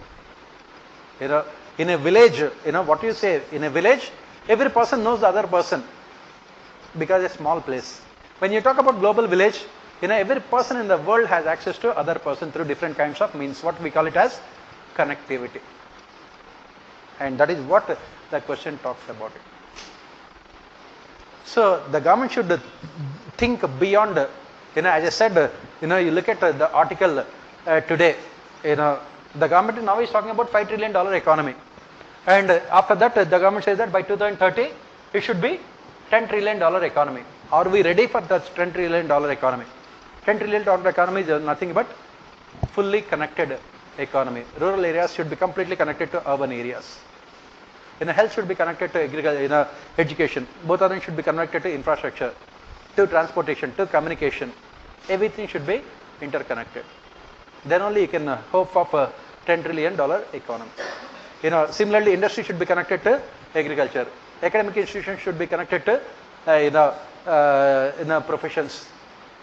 That is what you talk about, and which you have to write. Next, come to the next question. The office of the district collector has merely become a bureau for funneling government schemes, collecting statistics, and an officer in attendance for unending VIP duties. Critically examine its role in the light of recommendation of second ERC. Again, again the same statement I had taken from our class notes. That is what we said. One of the important functions you perform after you become collector is, what is called it? What is the important function? Protocol functions. As I said, minister's third wife is coming. You have to go to the railway station. Illegal only, obviously. And morning 3 o'clock she is coming to the railway station. The cement bench is there. Half the bench is occupied by the beggar, remaining half by you. And if you are not there, as part of protocol functions, in 3:30 you will get a communication, WhatsApp message. You have been transferred to Dantewada. Dancing with tribals, playing with Naxals. That is what, as we discussed, a district collector is responsible for everything that happens in the district, but is not accountable for anything. He is responsible for everything that happens. And that is where, Second Administrative Reforms Commission had come out with its recommendations, wherein it talked about changing role of district collector in the age of globalization and democratic decentralization. So what are the reforms that we have suggested? What are the reforms? Second ERC has said that district collector should perform only specific functions. But again, that recommendation was also not properly given. It has said that specific function means maintenance of law and order. Specific function means generation of revenue. Specific function means collecting revenue through sale of liquor, because that is the most important source of revenue for any government. Specific function means implementation of developmental schemes. Specific function means being a guide to local self-governments. It cannot be the case. Obviously, what we have suggested is that you have to separate regulatory functions from developmental functions. As we said, district collector is the example of what Ricks called it as a prismatic society in India, wherein a single structure performs multiple functions, which results in overlapping. That is the reason why district collectors mostly perform regulatory functions, but often ignore developmental functions. And that is what also we said, district collector in India, the functioning of district collector in India is what we talked about in Herbert Simon, Gresham's law, working in the functioning of bureaucracy in India. Gresham's law. All these things you have to write, you have to link paper 1 and Indian administration. What is this Gresham's law? Bad money drives good money out of circulation. In the same manner, if you look at the functioning of district collector, these non-significant daily routine functions take up the entire time of district collector, leaving him with no time to think about developmental role. As I said, if you are going to railway station in the morning at 3 o'clock, which you have to do, please don't think that after you become collector, you have all the things. You'll become a good watchman, night watchman. But the name is different. You are called district collector. You are not called night matter. You are not called night watchman. That is it. There are so many instances wherein the collectors have been transferred because they did not go and meet the cabinet minister who had come to the district, when he came to the district. Immediately they are transferred because all the cabinet ministers, in the state government, they always take it as a prestige issue. The district collector should come and receive them. They should be. The collector should accompany them wherever he goes, like that hutch dog. That is what they have to do. And they are 99%. They are all extremely busy doing nothing. Like you people, So that is what district collector is. That is the reason why second ERC has talked about, as we have said, there are two solutions here. Divide the functions into regulatory and developmental functions, or divide the district itself. Let the district have not more than 5 or 6 lakh of population. One assembly constituency can be converted into a district, so that a single person can perform all the functions, or else go for specialization even at the district level also. For example, all the developmental schemes, through the NPM, through new localism, let the private sector come and participate in implementation of developmental welfare schemes. That is what we study in urban local self-governments, council manager form of government. Let, like recommended by various commissions, let the superintendent of police take up the entire, activities related to law and order. Already the commissionerate, this form of government is introduced in the cities, wherein the IAS officers simply don't have any role in law and order, wherein the police commissioner has all the powers. Let it be implemented at the district level also, so that the district collector will not be. Similarly, they let the conduct of elections be performed by someone else. Disaster management is a specialized activity. It should be given to specialists. Let us have more specialists and make district collector responsible only for some functions. And then second ERC talked about introducing e-governance, implementation of RTI. And second ERC also has said one more recommendation which we kept on talking about in the class also. The district collector's office should be converted into a secretariat organization at the district level. Like the state secretariat at the state level, district collector office should be also converted into district secretariat at the district level, with the district collector acting as chief secretary at the district level. All these recommendations which we have discussed in the class, all of them you have to write. Next, minimal accountability being the dominant norm in the political system, the Lokpal can only be an ideal institution with limited effectiveness. Explain. That is what we have said. If you remember again while talking about corruption in the class, one Lokpal, how so strong it may be, can never be effective. When Anna Hazare in 2011 started this movement for Lokpal, what happened? Nothing. Corruption remained the same. Even now the government has said that they are implementing Lokpal bill. Does it mean that corruption will come to an end? Obviously not. Howsoever strong the Lokpal may be, it can never be effective, for the simple reason that corruption in India is systemic and systematic in nature. If you remember exactly the same statement we have made in the class. What is the basic feature of Indian political and administrative systems? Complete absence of accountability.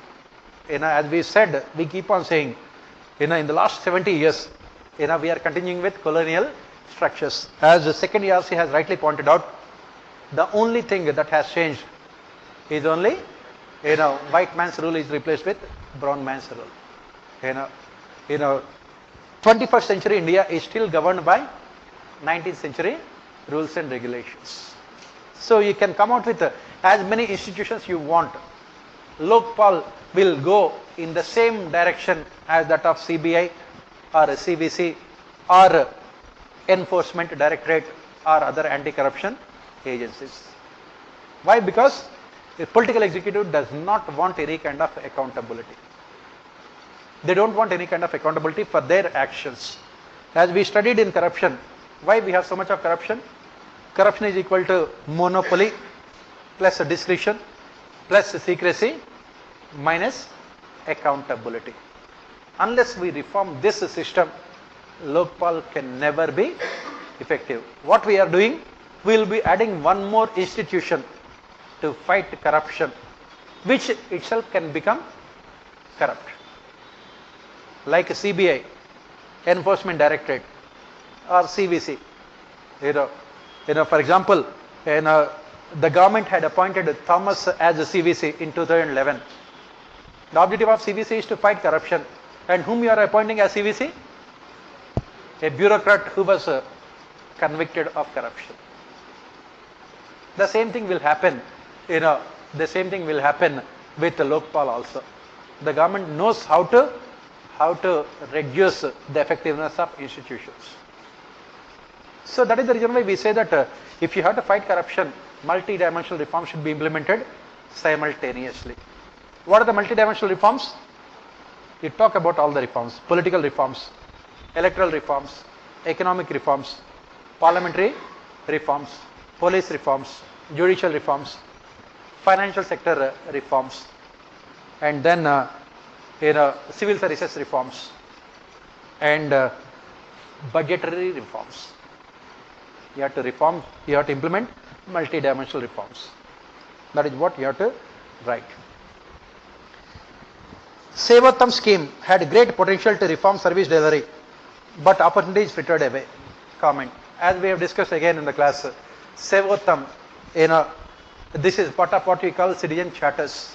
The Sevottam scheme basically focuses on improving service delivery mechanisms by involving the beneficiaries, stakeholders. But like any other scheme of the government, as recently pointed out by Department of Administrative Reforms, Sevottam also has failed. Why it has failed? What are the reasons why these citizen charters and Sevottam schemes have failed? The reasons are the same. As pointed out by second ERC, all these reforms are implemented only in letter, but never in spirit. First and foremost, for the success of Sevottam scheme, you require three important ingredients. First one is involvement of citizens, which is not being done by the government. Second one is capacity building, that is improving the capabilities of administrators who are responsible for implementation of these schemes, who are responsible for ensuring efficient service delivery mechanisms. Third one is GRM, grievance redressal mechanisms. These GRMs are completely absent in India. That is what the Second Administrative Reforms Commission talks about. And that is the reason why it has been a failure.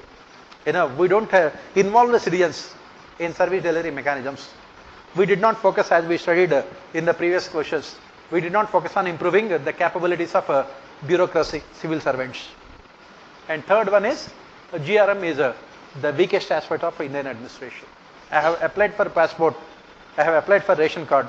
If I am not getting my ration card within 15 days as part of the Sevottam scheme, what can I do? Whom can I complain? If I see corruption, for example, children are studying in government schools and quality of education is so bad, what is the GRM available to parents of the children? Grievance redressal mechanism. Take the case of these primary health care centers, PHCs, they do not exist. And there is no GRM also. Sevottam has been a failure. And then of course you talk about what should be done. Next, the National Policy on Disaster Management envisages a paradigm shift from hitherto to reactive post-disaster relief centric regime to more proactive and enabling environment. Examine the responses of state governments in this regard. As we said, why disaster management is a failure in India? Why do we say that DM is a failure in India? Disaster management has four important parts. One is a mitigation or prevention, then preparedness, then response, then recovery and rehabilitation. It is what we call a disaster cycle. So in India, disaster management mostly is restricted to only response. And that is the reason why we said that disaster management in India either is a disaster of management or management of disaster. It is not true disaster management. And especially what we have said is that state governments simply did not show any kind of interest in disaster management. They simply did not show any kind of interest in disaster management. Why? Why none of the state governments really have shown any kind of interest in disaster management? First and foremost, it is not an issue that determine electoral outcomes. It is not an issue that determine electoral outcomes. For example, again I am saying Maharashtra, the whole of Maharashtra in recent times has seen severe floods. Severe floods. But does it impact the electoral prospects of BJP? There will be flooding of votes this time in favor of BJP. Because people do not consider disaster management an issue that should determine electoral outcomes. What are the issues that determine electoral outcomes in India? Subsidies. Give them more subsidies. Loan waivers. That is the only thing that determines political populism. None of the state governments really bother. And that is why none of the, even Nitish Kumar also has said that when someone talked about floods in Patna, he said that even America also has floods. Now that Bihar has floods means Bihar has become America. What Fred Ricks talked about, transformation of a society from prismatic to diffracted. America has floods, Bihar also has floods, so Bihar has become America. That is what we say. Unfortunately, that is what. And second, lack of awareness among the people about the impact of disasters, as we have said. Lack of awareness. Third one is high levels of corruption in disaster management, disaster of management. Next, bureaucracy, bureaucratic inertia. Bureaucracy, colonial bureaucracy simply does not have either the skills or the attitude to tackle disasters. Next, none of the state governments have come out with any proper infrastructure. State, SRDFs. We have SDRF teams. We have only NDRF, National Disaster Relief. For example, if you look at the map of India, this eastern part of the southeastern part of the country is always prone to cyclones. You have states like Bengal, Odisha, Andhra Pradesh, Tamil Nadu, and towards here Kerala. This entire coast is always prone to floods. Obviously, what should the state governments should do as part of disaster management? Every state must have SDRF teams. But how many states? Only Odisha has SDRF teams. None of the state governments really bother. If state governments have some amount of money, what do? They give more subsidies. That is what. Nobody is spending money on disaster relief. These coastal states, are always prone to floods. Nowadays, what is happening is that the western coast also is prone to more floods. This monsoon, what we are witnessing is that even western coast also has, right from Gujarat, Maharashtra, Karnataka, and Kerala. It is also prone to floods. None of the states have any disaster relief teams as such, in spite of the fact that they are always prone to disasters. Why? Because spending money on disaster relief, spending money on infrastructure, the state government should think that it is a waste.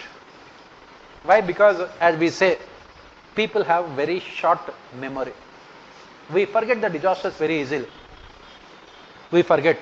How many of us remember what happened in Kerala last year? Floods. Even people of Kerala have forgotten. They could remember that again because this year also they have same kind of floods. Then they could remember fondly what happened. Sweet memories. That is what disaster becomes a part of their sweet memory. Why? Because as I said, any policy initiative can be successful only when there is commitment on the part of political executive, only when there is active participation of citizens. Both of them are not present in India. Both of them are not present in India. That is the reason why state government's response is much more less compared to the central government. Even central government also has not done much. As I said, in India we have what we call fatalistic attitude towards disasters. Whenever any disaster strikes, we consider it as a part of our fate, thinking that we have done something wrong in our past life. That is the reason why nature is taking revenge against us. That is how, and that is what second ERC talks about. Then you talk about what should be done, all the reforms that we have suggested in the class. Next, efforts to strengthen state finance commissions have faced apathy of state governments over the years, which has also affected the successive Central Finance Commission in recommending appropriate fiscal transfers to local bodies. Substantiate the answer with examples. This is what we keep on saying. As we discussed in the previous question also, at the state level, we have not implemented any reforms. As part of 73rd and 74th amendments, every state government must set up a state finance commission which should perform the functions similar to that of a central finance commission. So what are the functions of state finance commission? It should decide on vertical as well as horizontal devolution of tax revenues. Vertical devolution means between the state government and local bodies. Horizontal means between the local bodies. And not only that, the state finance commission also, like that of central finance commission, must suggest grants in aid to be given to the local bodies. But unfortunately, as we have said, none of the state governments really bother to set up state finance commissions. Those state governments which have set up state finance commissions, the recommendations are never implemented at all. As we gave the example of states like Uttar Pradesh and Bihar, wherein the funds which are allocated for local self-governments are being used to pay the salaries of state secretariat employees. When the central government objected to this, this happened when Mayawati was the chief minister of Uttar Pradesh. Central government objected to this, saying that how can you allocate the monies which are given to local bodies to be spent on salaries of state government employees. Mayawati has said that I will withdraw support to your government.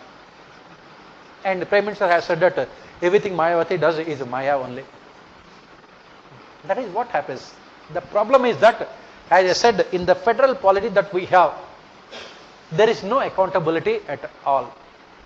And as the question says, it has impacted Central Finance Commission also. If you remember the next question also that they have asked, the 14th Finance Commission has recommended 5% of grants to be given directly to the local self-governments. But again, the monies should be transferred through state governments only. None of the state governments, as again we have given in the class, the statistics, functions, functionaries and finances. Big states like UP and Bihar, they have transferred less than 20% of finances to local bodies. Whereas the best performing state like Kerala has given only around 38% of finances to local bodies. Otherwise, the performance of all the state governments is very bad and extremely poor. Why? Because, as I said, these 73rd, 74th amendment were implemented only in letter, but never in spirit. That is the reason why even Central Finance Commission, 14th Finance Commission has said that 5% of tax revenues will be given to local bodies. It was not implemented for the simple reason that the money has to go through only state governments. And the state governments do not have any separate window for local self-governments also in their budgets. So that local self-governments, they simply don't know how much amount of money they should get and under what scheme they should get. Even centrally sponsored schemes also, the money is diverted by the state governments. Some of the states, in states like Andhra Pradesh, the money which has been given by the central government for centrally sponsored schemes was diverted to finance the revenue expenditure of the state government. Why? Because central government cannot do anything. Why? Because this, most of the money that is being given through finance commission, it is unconditional grants. Even centrally sponsored schemes also, they cannot do anything if the money is diverted. State governments will say that we will decide how to spend the money. And most of the state governments, have you ever heard any state government setting up a state finance commission to give recommendations regarding distribution of tax revenues? Not at all. That is what the question talks about. So then, of course, what should be the solution? The solution, as we discussed, are reforms. As we discussed in the class also, recommendations of State Finance Commission should be made mandatory. The recommendations of State Finance Commission should be made mandatory. The second thing, as we have said, is that state budgets must have a separate window for local self governments, so that local self governments will know about how much amount of money they are getting. Third, the money given by the central government through central sector schemes as well as centrally sponsored schemes should be made conditional. That means the entire money should be spent through only local self-governments. And then outcome budget should be introduced for all developmental and welfare schemes. And as recommended, as suggested by 15th Finance Commission, whatever the money is given by the central government to the state government should be made conditional in terms of the ability of the state governments to implement developmental and welfare schemes. You can write about all those things. As you can see, most of the questions are related to financial part only. Center-state financial relations. I remember while discussing in the class, I said that it is the most important topic of our syllabus, center-state financial relations. As you can see, almost all the questions are related to them only. Next, accountability of regulatory bodies would address the problems of over-regulators and help them make them truly facilitators. Analyze the present status of regulators and suggest measures to induce accountability in the mechanism. We have discussed these things extensively in the class. What are the problems of regulatory bodies in India and how to make them accountable and efficient. So, what are the problems as we have suggested? First and foremost, credibility of these regulatory authorities. Second problem is regarding their domain. What is happening is that most of the regulatory bodies are fighting among themselves. SEBI is fighting with IRDA. IRDA will be fighting with PFRDA. PFRDA will be fighting with RBI. Everyone will be fighting among themselves rather than fighting for the consumers. And the third problem is that, as we have said, these regulatory bodies, their decisions are always questioned in a court of law. SEBI, the regulatory bodies have the power of a civil court. They have the powers of a civil court. They can only impose fines. If the fines are not paid, they will say fine. Beyond that, they cannot do anything. And then politicization of these regulatory bodies. Next problem is, these regulatory bodies have become parking lots for retired bureaucrats. Then we talk about all the solutions. This is only 10 marker. So you just mention the problems and come out with the solutions.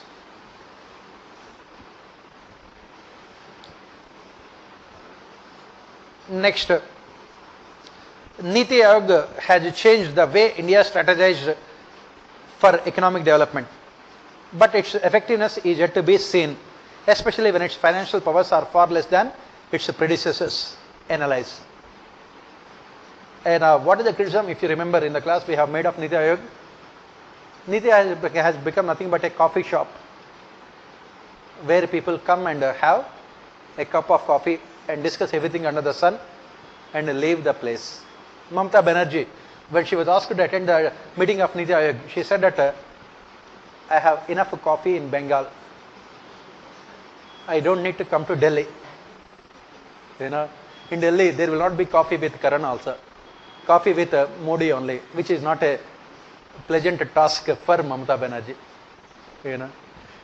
All through the time when you are drinking coffee, you have to see the face of Narendra Modi also. And that is the reason why recently when the Niti Aayog meetings are taking place, most of the chief ministers are abstaining themselves. They don't attend because it does not have any it does not have any financial powers, unlike the Planning Commission. So, as we have said, in the class we talked about the significance of Niti Aayog, wherein we had given so many points.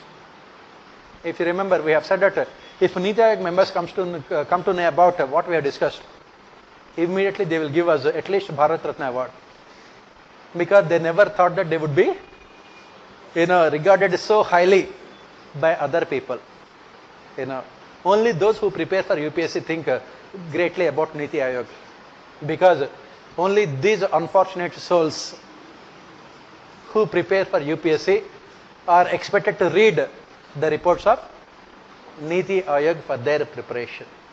And they also have to find out what are the points that really make Niti Aayog significant in the age of liberalization. And that is the reason why we have given so many points for Niti Aayog members to cry. They have tears of joy. Otherwise, it is nothing but a coffee shop, wherein people go there. Niti Aayog has hired so many professionals also as part of its research programs. Professionals from private sector were hired. They were paid huge amount of salaries, 1 lakh rupees per month. Per capita income of India is only 1,80,000 rupees, 18,000 rupees per year. These people are paid 1 lakh rupees per month to submit reports. After the reports are submitted, what happens? A dustbin is there as part of a Swachh Bharat Abhiyan. Okay.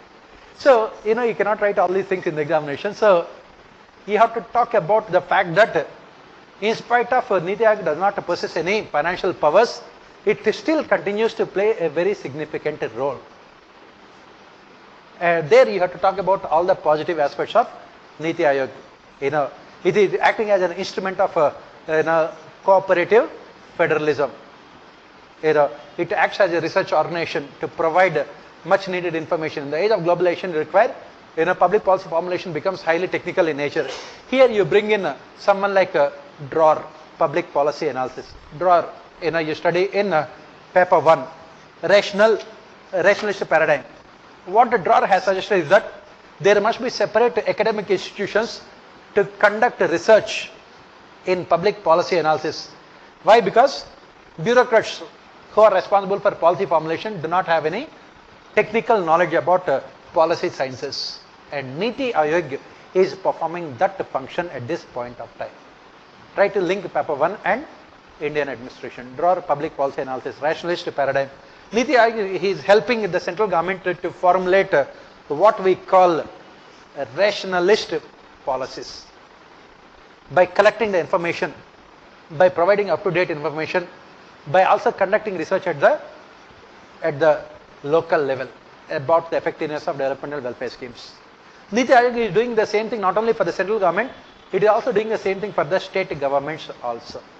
Most of the state governments are taking the help of Niti Aayog to see the effectiveness of their developmental and welfare schemes. Niti Aayog, with its academic strength, it has so many research scholars working for them.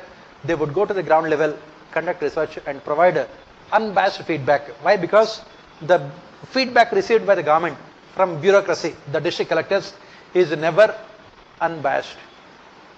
Any district collector that sends report to the state government regarding the implementation of developmental schemes would always say that the schemes have been implemented so effectively that people are crying. Please stop with these welfare schemes. Let us live in poverty for some time.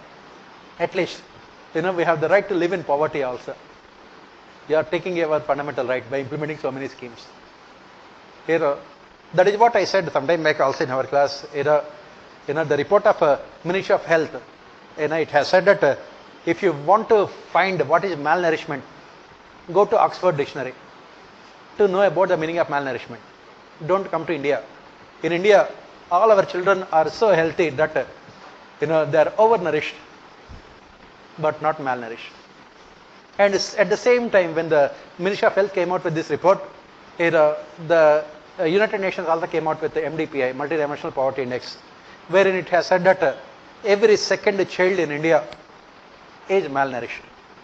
That is the kind of reference. And that is where Niti Aayog, why should United Nations conduct research in India and come out with these conclusions? This job can be done by Niti Aayog. And that is what Niti Aayog is doing at the ground level. For example, the last year Niti Aayog report on water crisis in India, Mihir Shah committee, I think, Mihir Shah committee. The recent Niti Aayog reports on decision management of public sector enterprises. The recent report of Niti Aayog on agriculture. These are the reports which are gold mines for the government if the government really wants to implement them. Similarly, the reports submitted by Niti Aayog, especially for state governments, they can be used as vital inputs by the state governments, provided they are willing. That is what you have to write. You have to say that Niti Aayog does not have real financial powers, which is also a boon. Why? Because Planning Commission with its financial powers had become the major obstacle in ensuring cooperative federalism. So that is what you have to write. So first part of the question, whatever I have discussed, you forget about it. Don't write all those things. Even though the law and order administration is a state subject, it is paradoxical that central agencies, NIA, parliamentary forces under the union government have restricted the powers of state government. Discuss. Again, the same statement you can see in our class notes also. Even though law and order, that is what, copyright, we cannot do anything.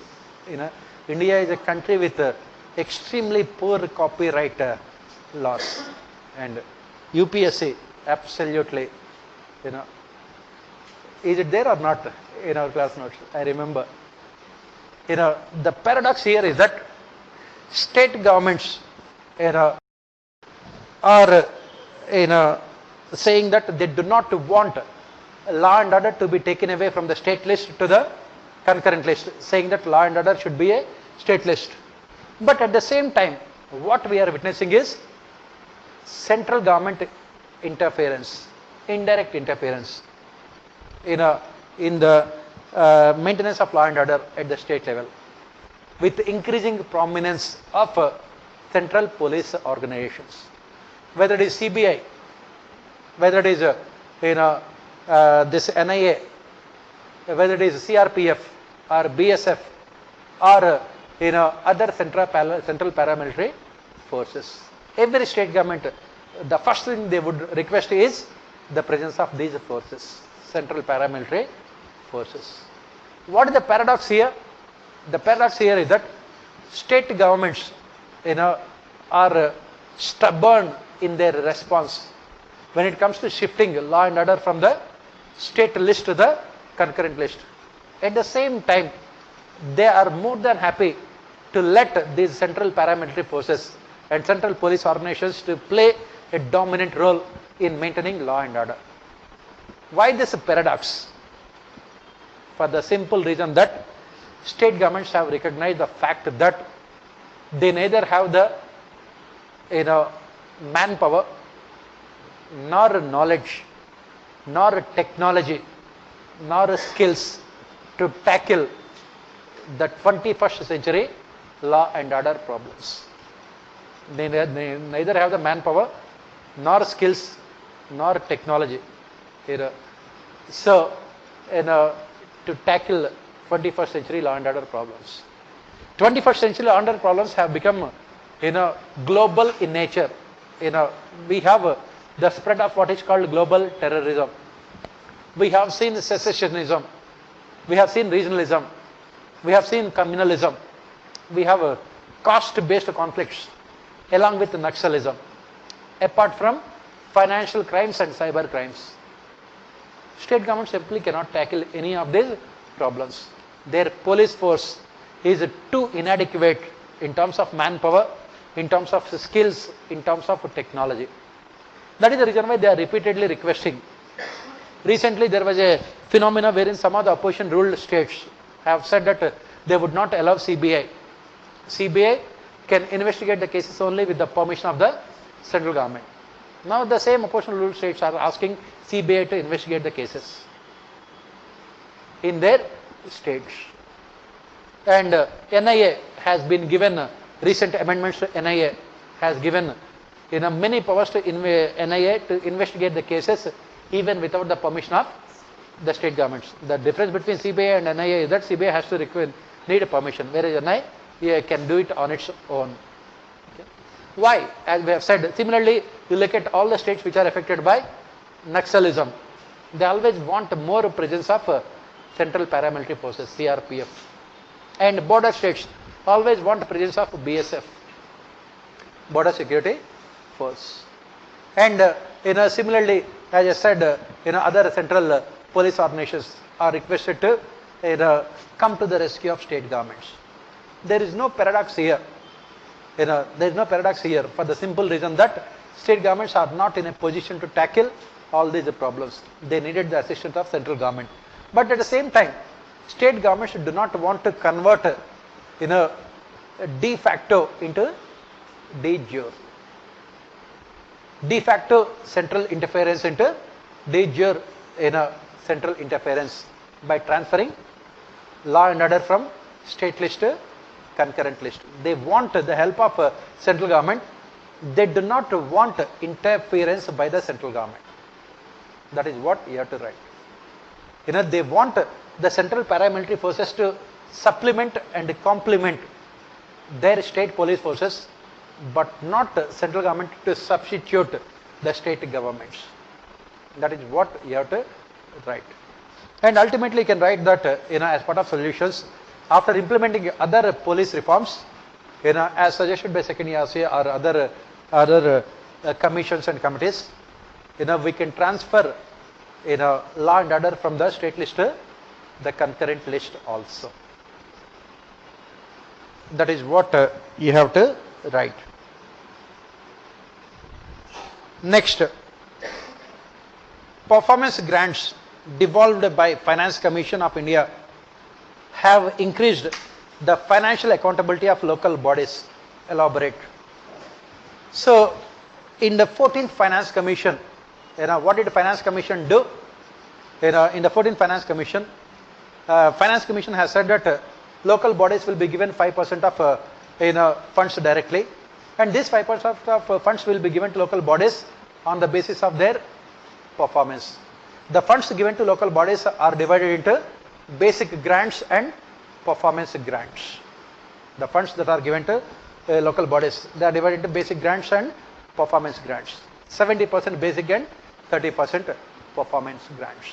That means these performance grants are given only when the local bodies show the adequate performance which has been fixed by Finance Commission. And definitely it has improved. This year economic survey also talks about those states which have performed well in implementation of centrally sponsored schemes and other welfare schemes have received more grants compared to those states which do not. Give the example of NREGA in South Indian states. Give the example of Sarv Shiksha Abhiyan, again South Indian states. Give the example of Food Security Act.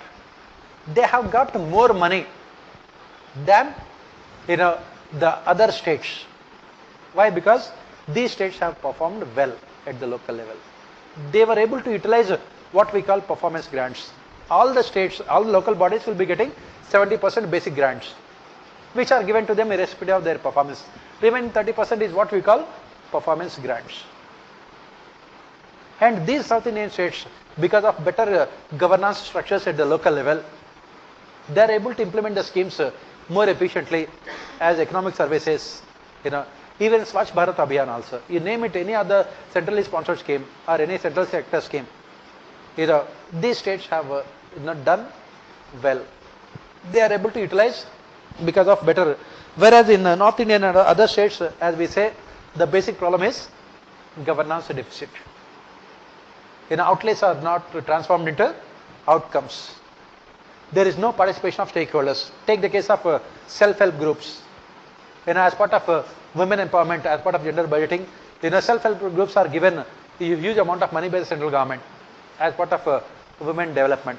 And 70% of the money which are allocated for self-help groups, the loans are also taken by only South Indian states. That is what you have to talk about. There is no accountability at the local level, and as I said, bureaucratic inertia. Our bureaucracy is not properly trained. They are good at performing regulatory functions but not developmental functions. Again, you go back to RICS, you know, you know, you go back to RICS, what do we say? Comparative public administration. Take all the civil servants, all of them will be undergoing the same kind of training in Labasna, IAS officers, BUTS officers. But they become efficient when they are posted in some states, they are inefficient in some other states. Why? Because of ecological factors. Ecological factors. Everything is interlinked here. Performance of centrally sponsored schemes, performance of bureaucracy, grants that you are getting from Finance Commission, and overall developmental indicators. Everything is interlinked here. In these South Indian states, they have developed a very good physical and social infrastructure, which ensured that bureaucracy always is made to improve its performance. Because they could make bureaucracy accountable to the people for their performance in terms of implementing developmental welfare schemes, because of what we call well-developed local self-governments also. Whereas in other parts of the country, especially North Indian states, what do we say? It is the backwardness which results in illiteracy. With this illiteracy, lack of awareness, which again results in backwardness. What you call it as a vicious cycle. That is the reason why you have to improve governing structures. That is what we have to write for all these questions. As you can see, almost all the questions you have to ensure interlinkages, and you need good amount of facts to write answers. As I said, these facts you can get from economic survey. Half the questions you can have from economic survey only, and the rest of them are from second ERC recommendations and daily newspapers. So this is about this paper, and if you are writing well, out of 250, if you score 175, 180 also, I would not be surprised, provided there are no surprises in this paper. Is there any question, a single question which we have not discussed in the class from this paper? Those who attend our classes, they can tell me. The time has come for you people to speak truth. Of course, for that, you should also remember what we have discussed in the class also. And for people like you, yesterday is a part of ancient history, so it becomes difficult. Just go through our class notes. That should be more than enough. And of course, collect important information about public sector enterprises, central schemes, political developments, all these things. Otherwise, whatever we have discussed in the class notes, that should be more than sufficient. If you have any doubts, you can ask.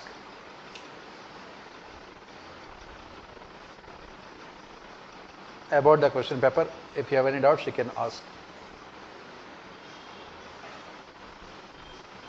If there are no doubts, it is fine. Otherwise, tomorrow we will continue with our regular classes. Tomorrow we will start with paper 1 regular classes, and tomorrow we will be starting new GS batches also.